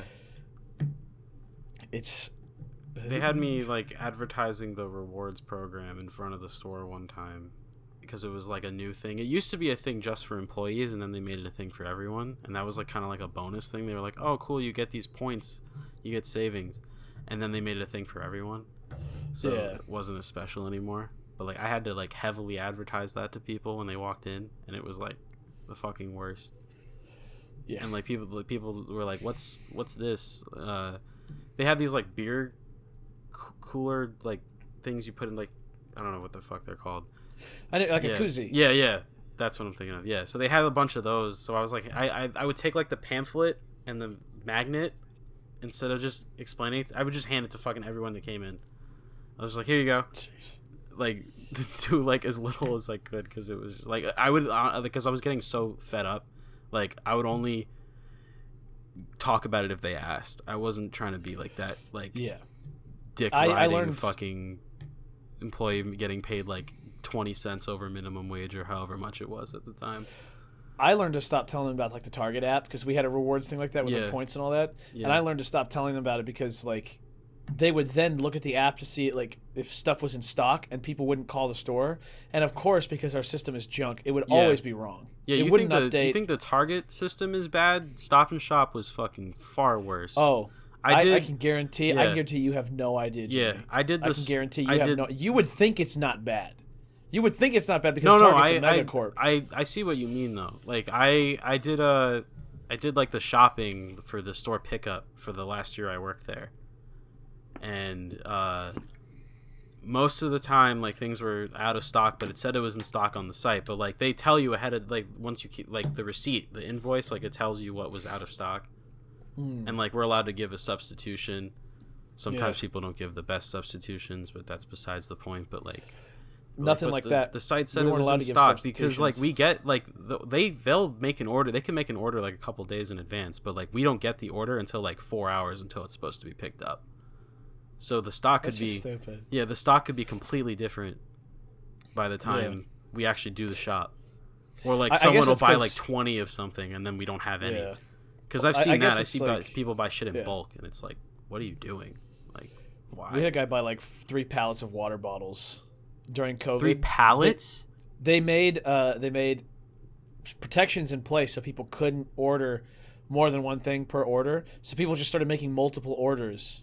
Like on the same account, and then they blocked it per day, and then people just made more free accounts and placed orders. So like we actually had one of our guys walk by with literally the system. I don't think I had that too much. Oh, dude, and like he had a pallet roller with water bottles, like the packs of stacked all the way up, like probably 30 of them, like right when COVID began. Way. It was just bad, and like the stock thing was especially bad because like I mean I'm sure you dealt with this too. Yeah. People don't call, people don't check, and people assume that the computer is right all the time. Yeah. So I would stop telling them about the app because then when I told people about the app, they would use it to check stock, and they would come in the next day and be like, "They said you have it in stock." And I had this couple that was mad because they came in and they were like they wanted a TV, and we didn't have the TV in stock. They didn't even order it; they just came to get it to buy at the store. And I was like, "I'm sorry, we don't have a TV." And they're like, "Okay, well, where do we go from here?" Home? I was like, "Yeah, home? Back to your car? I don't know, Chili's? Get yourself something to eat? It's fucking 10 o'clock at night. What do you mean, where do we go here? What, do you want a refund for the money you didn't spend? Or something? What, do you want me to give you my TV from home? We can go home and pick it up real quick. I'm so sorry. Here, let me just bend over the table for you." The entitlement. Like one time these girls came in, and it was really bad when K-pop albums came out. Oh, Christ. K-pop albums would get massacred. It was like Sherman's March. They were blowing through our Target with pitchforks, dude. And like, of course, they would ship us these boxes with like 100 of the album, and people would not check it out of the system when they pulled it from the back and sold it, or when they picked it up for like order pickup. So like, it would say we had 50 in stock, and then there would be none. And like one time, these girls came back to get this like Blackpink album. And I spent like 5 minutes in the back trying to find it. And I was like, fuck, I don't have it. And I was like, I got to at least be funny when I go back. So I came back with the blue album on vinyl. And I was like, we didn't have any more Blackpink, but I found Weezer. And they literally went, ugh. And then like walked away. It's like a bunch of 16-year-old girls. I was so good. See, you could be creative with that shit. Stop and Shop, all they had was fucking groceries. So I couldn't... See, I would have come back and been like, I'm sorry, we have avocados. I don't know. Yeah, like that's awesome. I love that. We had a lot of fun. I bet you did. I'm glad you did. Yeah, we just took the piss. We used to like... I technically have my... It's not a forklift, but I had a license to drive the... It's kind of like a forklift, but instead of the thing going up, you go up to like get stuff off the shelf. They taught me how to drive that thing, and I used to fucking drive it around the background. They could be all the way up, and I was like, "Oh, I'm gonna drop boxes on you. Oh, I'm like a video game character. You're like it's like a boss battle. I'm gonna drop things on your head." Oh, that's awesome. It's pretty good. This girl got like stuck up there, and I like turned it off. Well, she was like, "Help me get down." I was no. She was like, "Cole." Turn it back on. We brought her back down. Oh, that's great. That was good. For legal purposes, I exaggerated in that story. For legal purposes. Yeah. For legal purposes. It was all made up. He's lying. For legal purposes, I'm a dirty liar and a scoundrel. For legal reasons, Cole is a pathological liar. Everything he just said, not true. Yeah, I never tell the truth. Now you have to figure out if that was a lie. He wasn't the guy that was in the It video. I lied. Dude, so people, the most insulting fucking thing was people thought that was Gus Johnson. Oh. Can you imagine that? Can you imagine that? Oh, especially now. Oh, dude. Such a shame. I'm not gonna lie, I was happy. Yeah, I was happy when Gus Johnson and when Call Me Carson went down. I didn't really get into like nice Call Me guys. Carson, and I dabbled in a couple of Gus Johnson videos, but I was never a fan of him. I was never a hater. They just seemed like nice guys, and I was just jealous of their success. Yeah. So when it all came crashing down, I'm not gonna lie, I was kind of like, it's my turn. And then it wasn't. So yeah, that's a bit. It's never too late, though. It's never too late. It is for them. Yeah, for them. Yeah, but you still got a shot. I think. We'll see. Yeah. I'm kind of like. I hope you make it though. It's in like a weird place for me with that, honestly, because I don't know. Like, I talked about it in my end of year video. It's kind of for the first time I'm not really looking at YouTube as a future thing. No, I still like making videos. I'm not quitting YouTube, but like, you almost did at one point. I did a couple of years ago. Yeah, it was really bad. I needed a break. I was getting way too into the numbers of it. Oh yeah, I had a phase of that too. Like summer 2017, I pumped out a ton of videos, and then I burnt out. It's really hard when you have kind of a meteoric rise. Like when I got that initial push in 2017, I was so excited. Like all of 2017, I was cranking stuff out because I had YouTubers like, Elvis the Alien giving me exposure, and other guys. I forgot his name now, but like people being like, check out Cole. And so I was getting subs, and my numbers went up. Like I went from like 3 to 5K, Wow. in a year because a couple guys shouted me out. That's and then pretty awesome. The Dan Schneider thing got me to 10K, and No Nut November got me to 11. So like having that, and then having the next year. Whoa, bro, come on! Hey Google, turn the lights on. I don't know why I did that. Smart home stuff. I could go off on that too. Yeah, I was just gonna say, well, you got smart home shit. I won't very soon.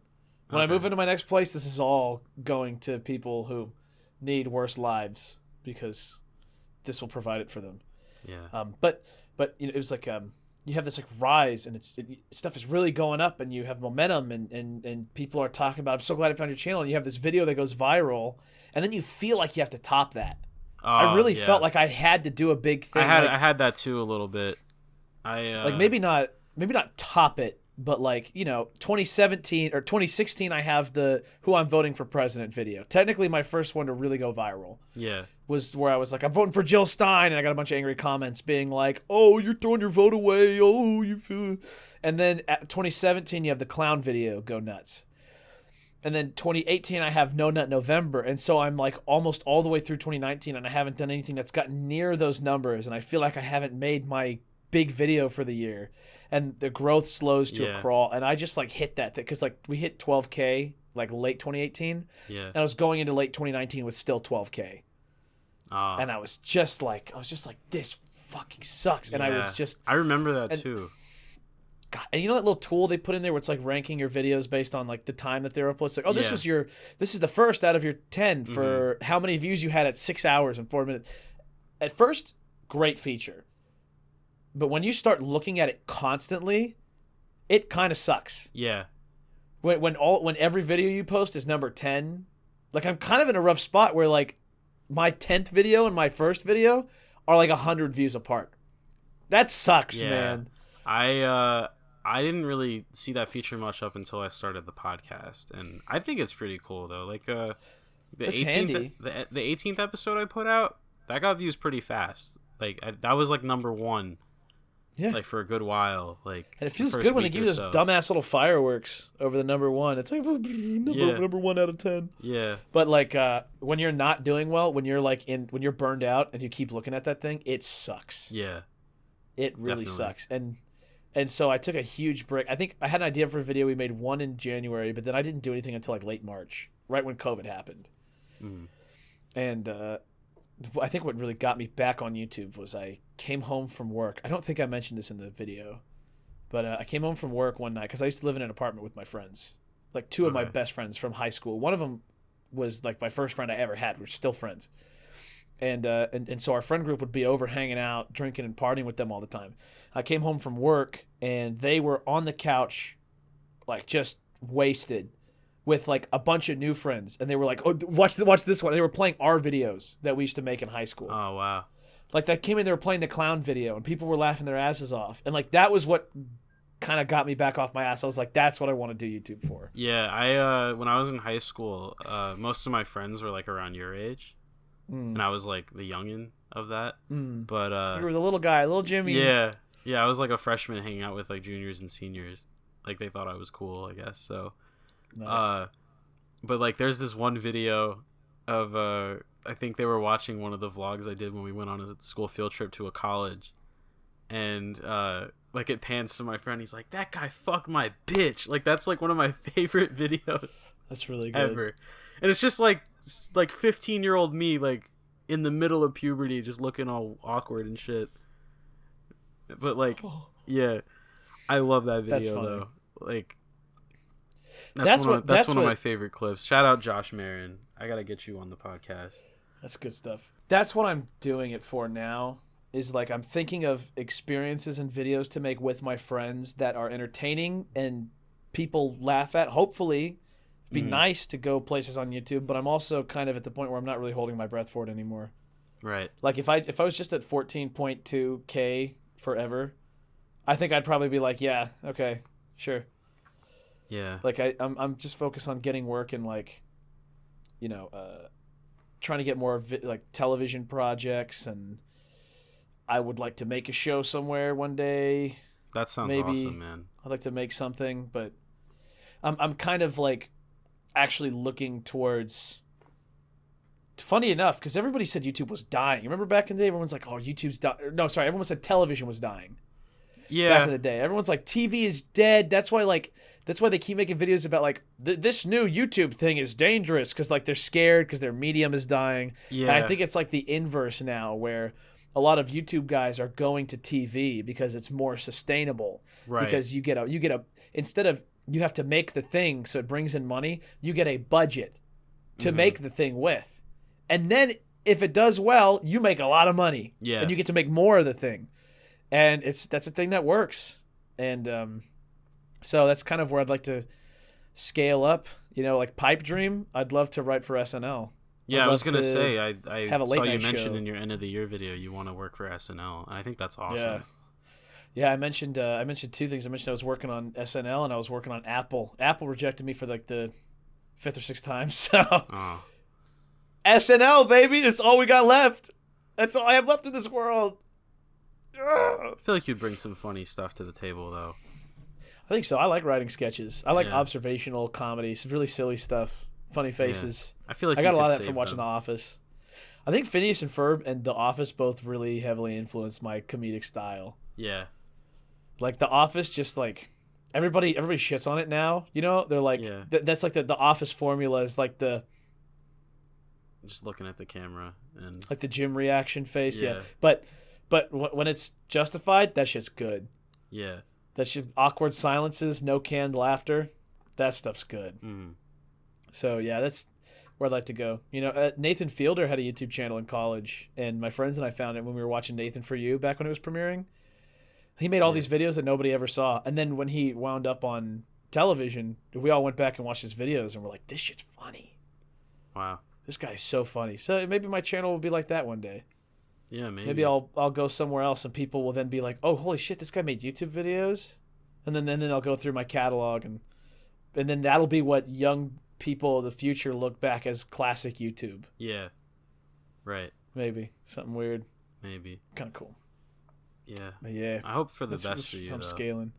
Thank you, man. I hope the best for you. I hope this podcast keeps going. I hope you get Joe Rogan on here. Oh, that would be sick.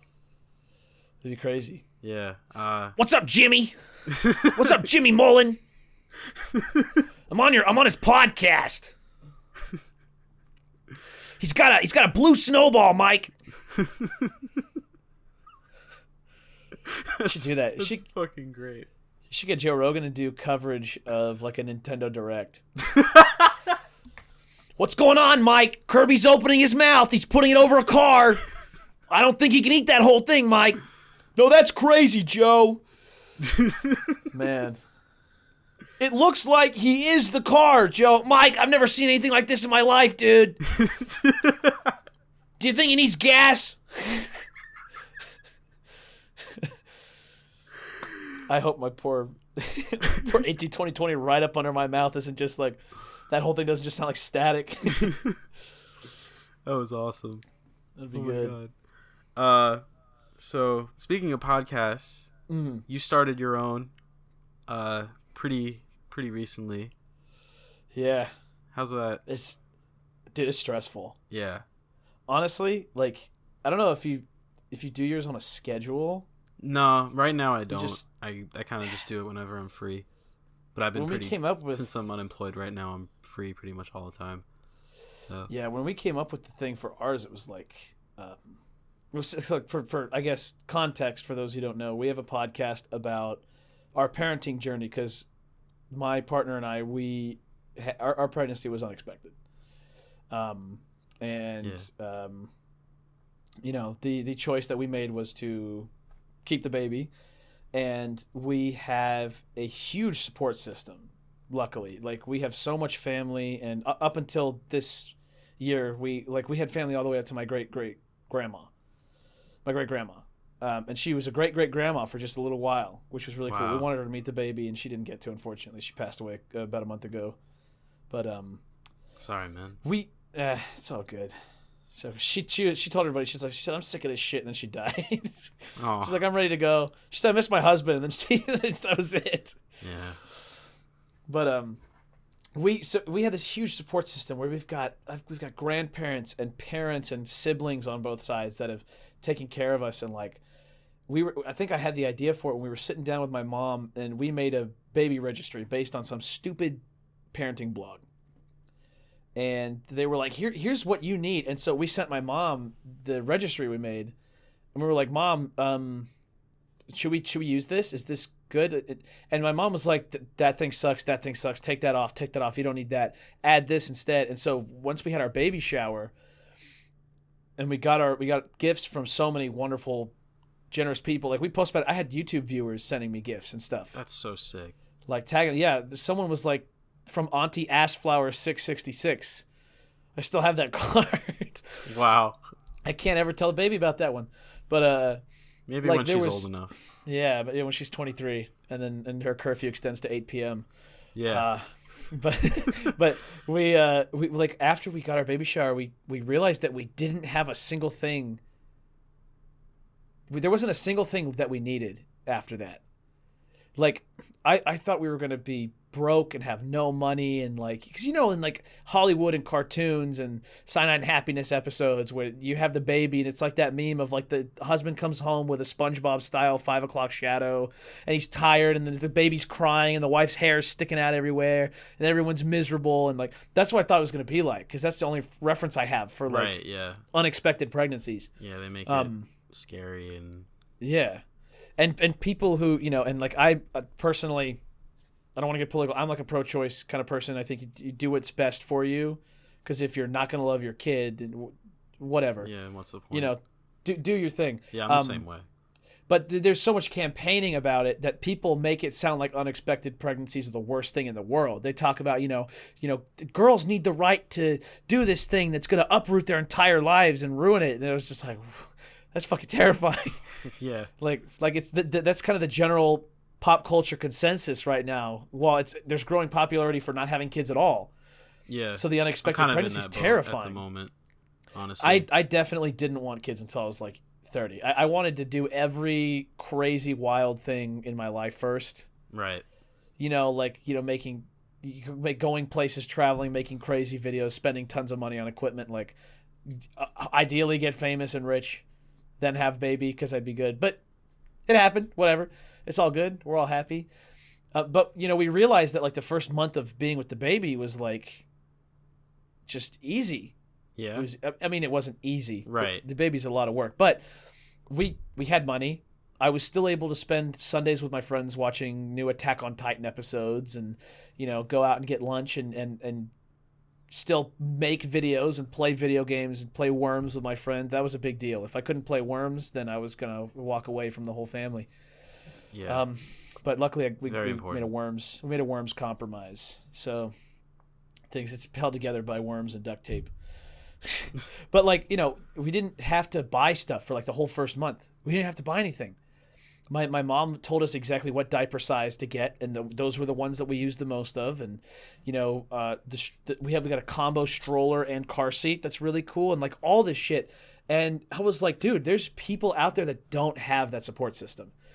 There's people out there that don't have a supportive parent who's gonna, people get kicked out of their homes all the time for having babies, or get completely shut off from their family, or the husband leaves, or the husband dies, or the mom dies, and they don't have contact with that side of the family. Like there's so many scenarios where people have to learn the hard way, and we had such direction. They steered us that we didn't have to learn things the hard way.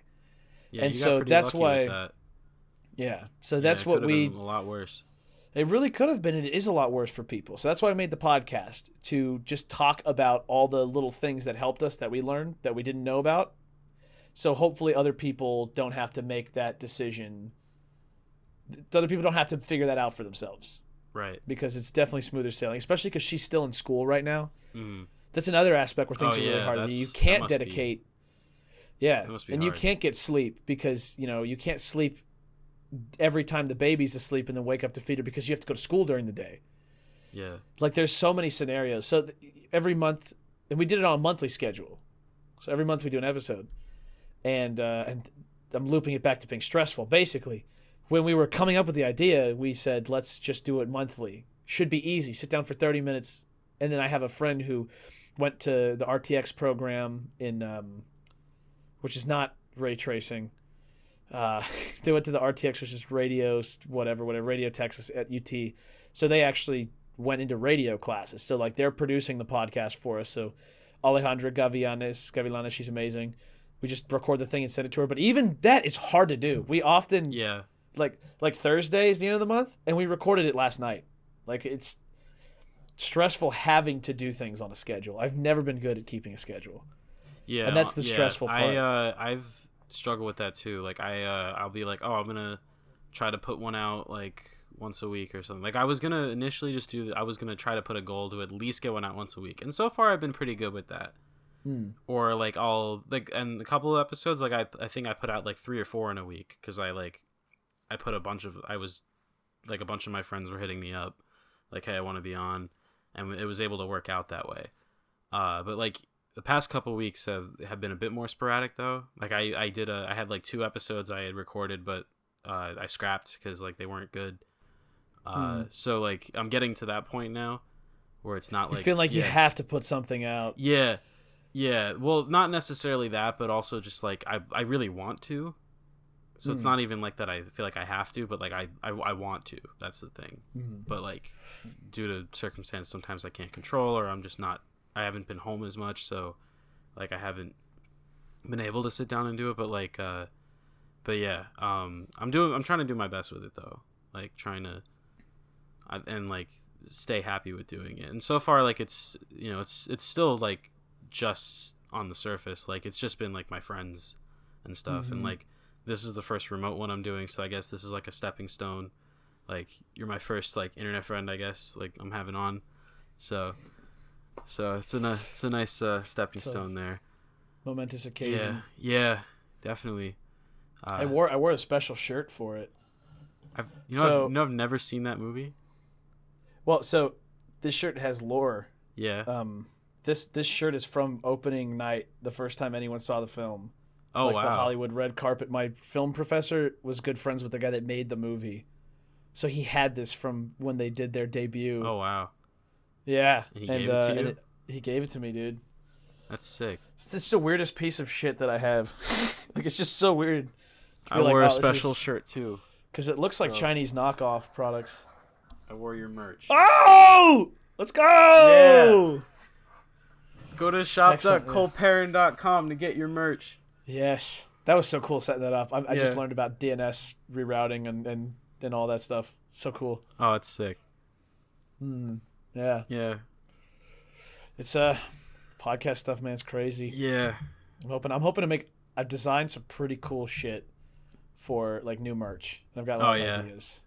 That's I have a lot that I want to do. I feel you with the podcast. Yeah, I gotta get a new logo made though, because this is like right now the one I'm using is like a placeholder until I actually get one commissioned. I just have to figure that out though. Like my girlfriend and I were thinking of some designs There hasn't been anything that I'm like. I just can't think of anything that I want to do yet with it though.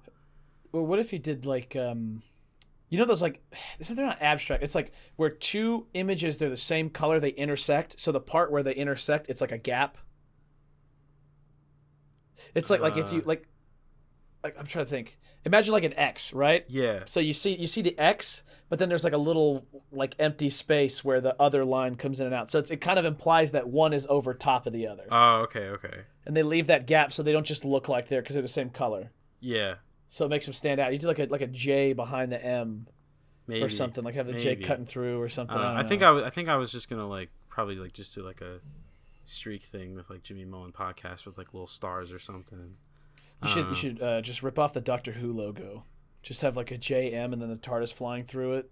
Yeah, the TARDIS. You just take even a though pop I've never culture seen logo. Doctor Who. Like, oh man, just, like, it's a shit show. It's so good. I know that's like a whole rabbit hole to go through. I just know. Yeah. I had a friend that was into Doctor Who in school, but I know nothing about it. It's really a labor of love. You have to be dedicated to keep watching this shit. Yeah, that's man. the thing. I just never got into it. I know it's got like a cult following and all that. It's just one of the many things that I never watched growing up. I just rewatched the same shit over and over again. That was my problem. I didn't branch out enough. That was me with music. That's still me with music. Up until sophomore year of high school, I had like 6 songs. Oh yeah, I branched out a lot in shuffle. high school, but it definitely halted like in the last couple of years. Yeah, I'm back too. I used to listen to my Discover Weekly every Monday morning. I haven't listened to my Discover Weekly in like 2 years. It's nothing I like anymore. Yeah, same. Because I haven't neglected it. Now it doesn't know who I am. Exactly. Oops. Yeah. Now it's just Weezer. It's like, do you want more Weezer? And I'm like, yeah. But yeah, that's yeah, man. Good stuff. This has been an honor. I'm so happy about this, honestly. It's an honor for me too. I love whenever people like actually want to get me on and. Yeah, I was like, I started like often. when I was like, oh shit, I can do Discord calls for a podcast. I don't have to just do like. I was like, wait, I could expand this more. I don't have to just like, yeah, I spent a lot of money on this equipment, but like, it doesn't have to be anybody. Yeah, it doesn't have to be anybody you want. Exactly. Like, you should get Chris Rock and Will Smith on the next. Oh episode. Yeah. Should be pound that out. That'd be pretty crazy. They're gonna have to be on Discord. They won't meet in person. Oh yeah, so. no, probably for the best. that's a little extra can of worms at the end. Do you believe that? Do you believe that the Chris Rock and Will Smith actually had it out on stage? I think it's real. Because I've got some friends that don't think so. Yeah. I was talking to a couple of my friends, and they were like, "That's not real." I'm like, "That was 100% real. They wouldn't have censored that on TV. That's he wouldn't have said fuck." Yeah, like, he would have said, "Oh, you just slapped the shit out of me." I think if it was a stunt, I would believe. I'm at the point where Timmy Thick was fake. Yeah. The fucker right in the pussy guy was fake. Yeah, that was a shame when I found out that was fake. Actually broke my heart. I watched it again after the fact. I found I was like, yeah, that's totally fake. Now when stuff happens, I'm automatically like, because I don't want to put my foot in my mouth. Right. I don't want to put things in the chat and be like, dude, it's real. And then it's fake, and then I look like a moron. Mm-hmm. But this one, I'm like, I can believe it too, because why would he cuss? Yeah, because exactly. Why would the Oscars, if they're thinking of doing a silly meme bit, they're like, we need something memeable to remind people exist, to put on Twitter. Why would they cut the iconic, get my wife's name out your fucking mouth? Yeah. Why and everything Chris Rock said, for like a solid minute, they just bleeped all of it because they didn't know if they were going to keep cussing because it's live. Yeah. Why would they do that? They would have him walk up and smack him. He'd be like, he just smacked me. And I'll do it again. Like, they do something like that. They wouldn't censor their entire program. Yeah, there's no way. Absolutely and plus, like, apparently, also his publicist was, like, up on him. Like, at every break, he was talking with his publicist. So I feel like they were, like, talking him down. But don't go back up there, dude. Don't go. Please don't do anything again, man. Okay, look, just go home. Don't get on Twitter, man. Just go to bed. Just have champagne. Please, man. Please, we need. Yeah. Like, exactly. Crazy. It was awesome to see. Though. Yeah, I didn't watch the Oscars. I don't think many people did, but like, I saw it after the fact, and then I woke up to all the memes. And the memes are good, dude. There was one of the Long Island meme pages was posting a bunch of them. Those were fucking hilarious. Fucking Oscar from Shark Tale smacking Marty the zebra. Oh yeah, that was because one it's of my their voice favorite actors. Ones. Oh my god! And then do you remember the meme with Last of Us 2 where it was like the choking Abby, and then people redrew that with a bunch of like pop culture characters? The dude getting choked like the.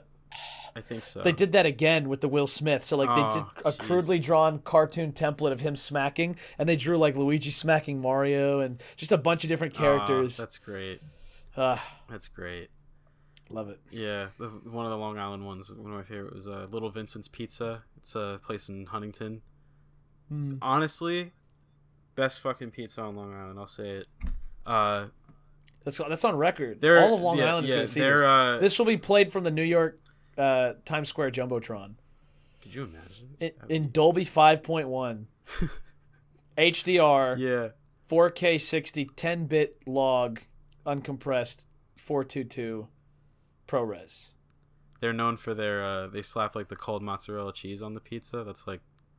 I think you posted it on your story too then. Yeah. Yeah, you probably... Vincent's you probably seen pictures cold mozzarella. of me holding the pizza, yeah. That's like what they're known for. But like someone put like a hot cold pizza, cheese over Will Smith, and Chris Rock had Little Vincent's Pizza. Yeah. That's great. So they put cold cheese on the hot pizza. Yeah. You just drown it in cold cheese and like. Does it melt the cheese, or does the cheese cool down the pizza first? It melts the cheese a little bit. Interesting. But is it like still cool? So it's like a hot pizza with a bite of cold cheese on top. Yeah, it's so I have to try that. Yeah, try that. Yeah, when you come to Long Island, we'll do a follow-up podcast and we'll be eating it. Yeah, I'll bring you out to Little Vincent's. We'll do an in-person podcast, and then we'll have a drama on Twitter the week later when you find out I stole all your Funko Pops. Oh no! I'm gonna steal one Funko Pop. It's gonna be like a missing tooth up on your shelf right there, and you're not gonna notice it for weeks. And then we'll fabricate a drama, and then I'll walk up and smack you. Oh God!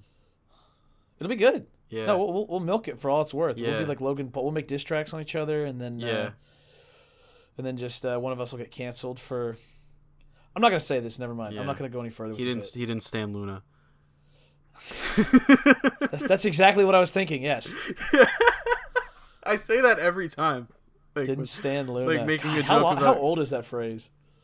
I don't know, like 2 or 3 years old, probably. Jeez.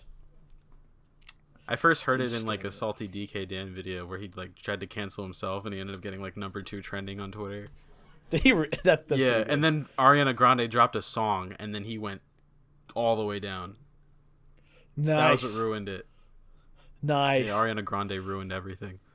I need more YouTubers to have beef with real celebrities. Yeah. Do you remember when Casey Neistat got in a fight with Seth Rogen on Twitter? You didn't see that? No. Dude. Oh my God. Okay, hold on. We have to go a little further. Oh man. We can do guy on a hold up, podcaster guy on the keyboard. Type in his keyboard. Here we go.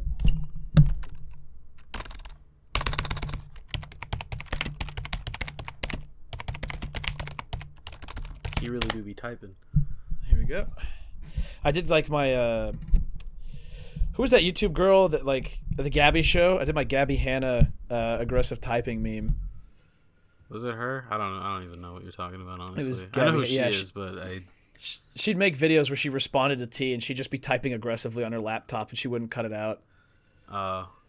Okay, so Casey Neistat action there. Yeah. So Casey Neistat, this is November 24th, 2021. Here, I'll send you the link to this in case you want to flash it. Yeah, up on screen for the edit. Maybe that's why I didn't hear about it. Okay, so he says, so our cars got robbed this morning because Los Angeles is a crime-riddled third-world shithole of a city, but tremendous appreciation and gratitude to the hardworking officers at the LAPD West LA. He tagged the PD, who not only arrested the motherfucker, but got all of our stolen goods back. Seth Rogen replies to a Casey Neistat tweet. That's incredible on its own. He goes, dude, I've lived here over 20 years. You're nuts, ha. It's lovely here. Don't leave anything valuable in it. It's called living in a big city. And there was another tweet in here, too, that he might have deleted. Kong, by the way. The voice of Donkey Kong has gotten in a fight with Casey Neistat. Freaking incredible. And then I can't find the rest of the thing. But then someone's like, I bet about 20 years ago, before you were super rich and famous, you'd probably have a slightly different point of view. Just because you live in a big city doesn't mean you have to be all right with crime. And like Seth had a follow-up tweet that I guess he deleted where he was talking about like, dude, someone broke into my car and took a knife one time. And that's just how it is. Like the most bizarre engagement I've ever seen between two people. That's nuts. Ugh. That's so crazy. I remember he was like beefing with Jake Paul or something because like his mom lived on the same street as him during the Team 10 House era or something. Seth Rogen? Yeah. Like he was just pissed off about Jake Paul. That's amazing. Yeah. I love Seth Rogen crossing into it's always so bizarre every universe. time too.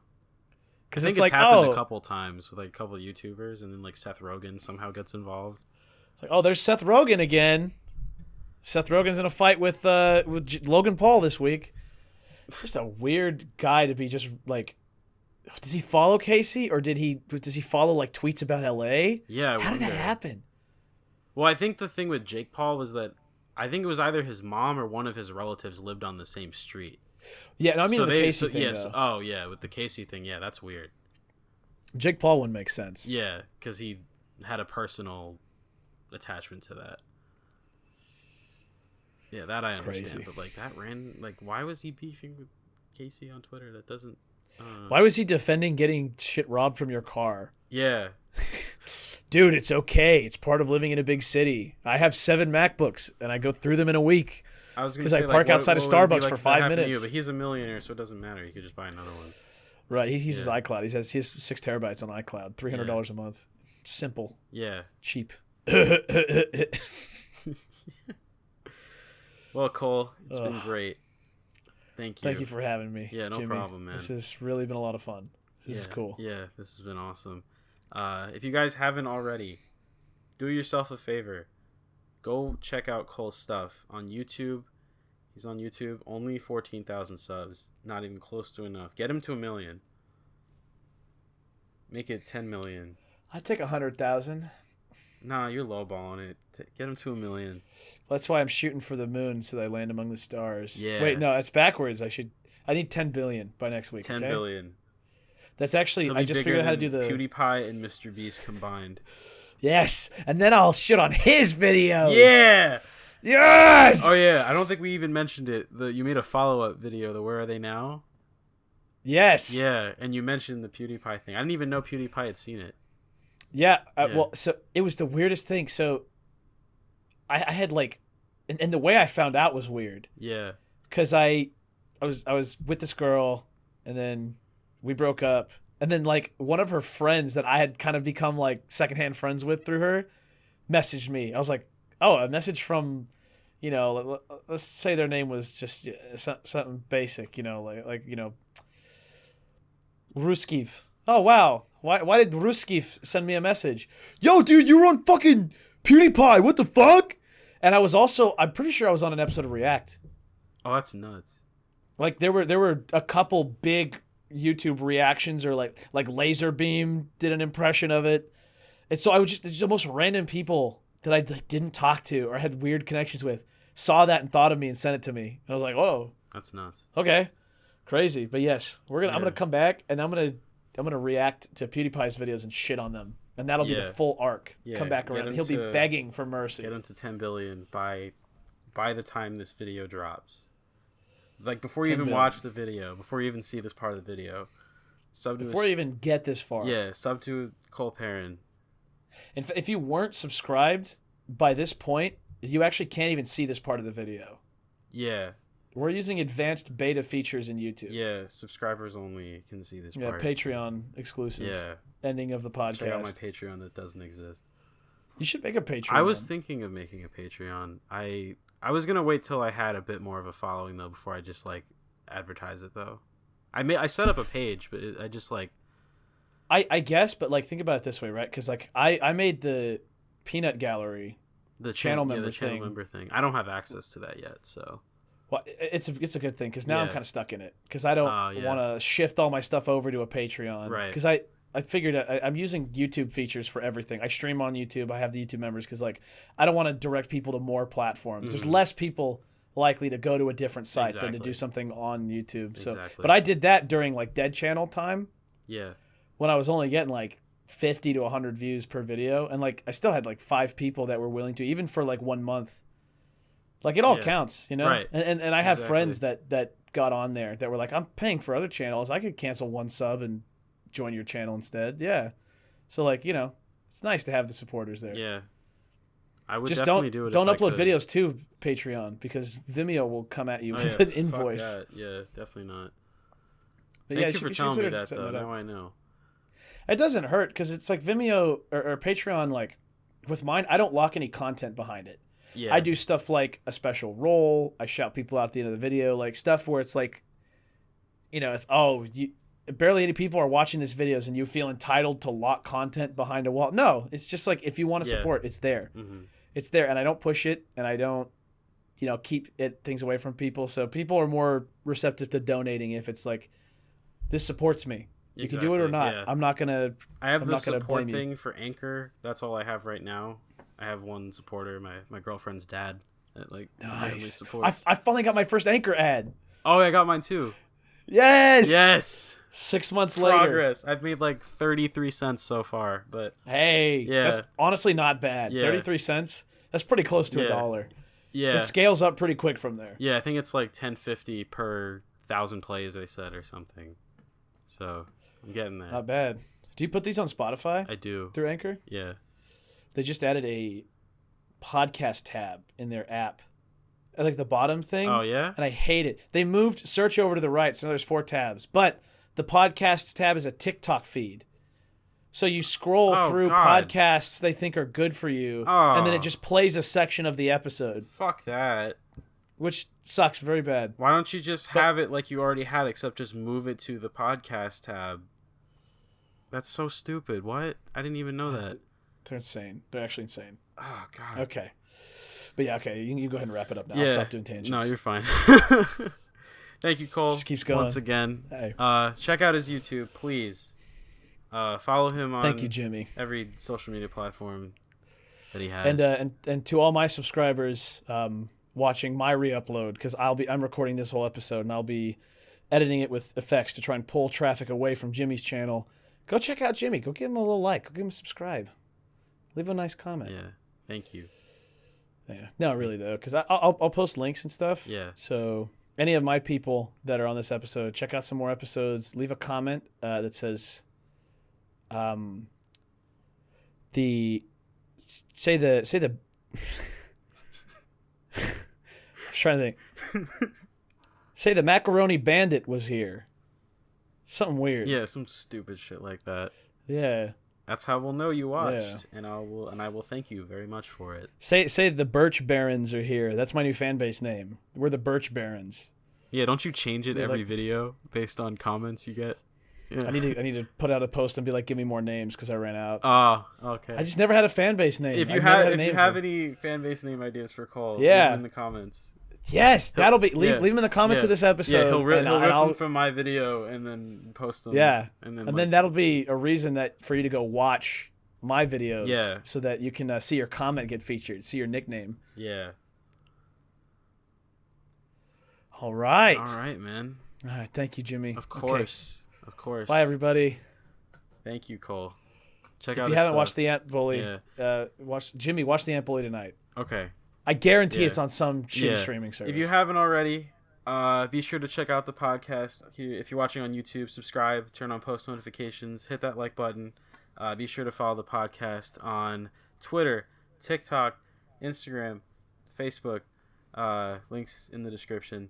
If you're listening on the audio platforms, whether it's Spotify, Apple Podcasts, Anchor, Google Podcasts, give me a follow, leave a rating, whatever it is on there. It's different for everything.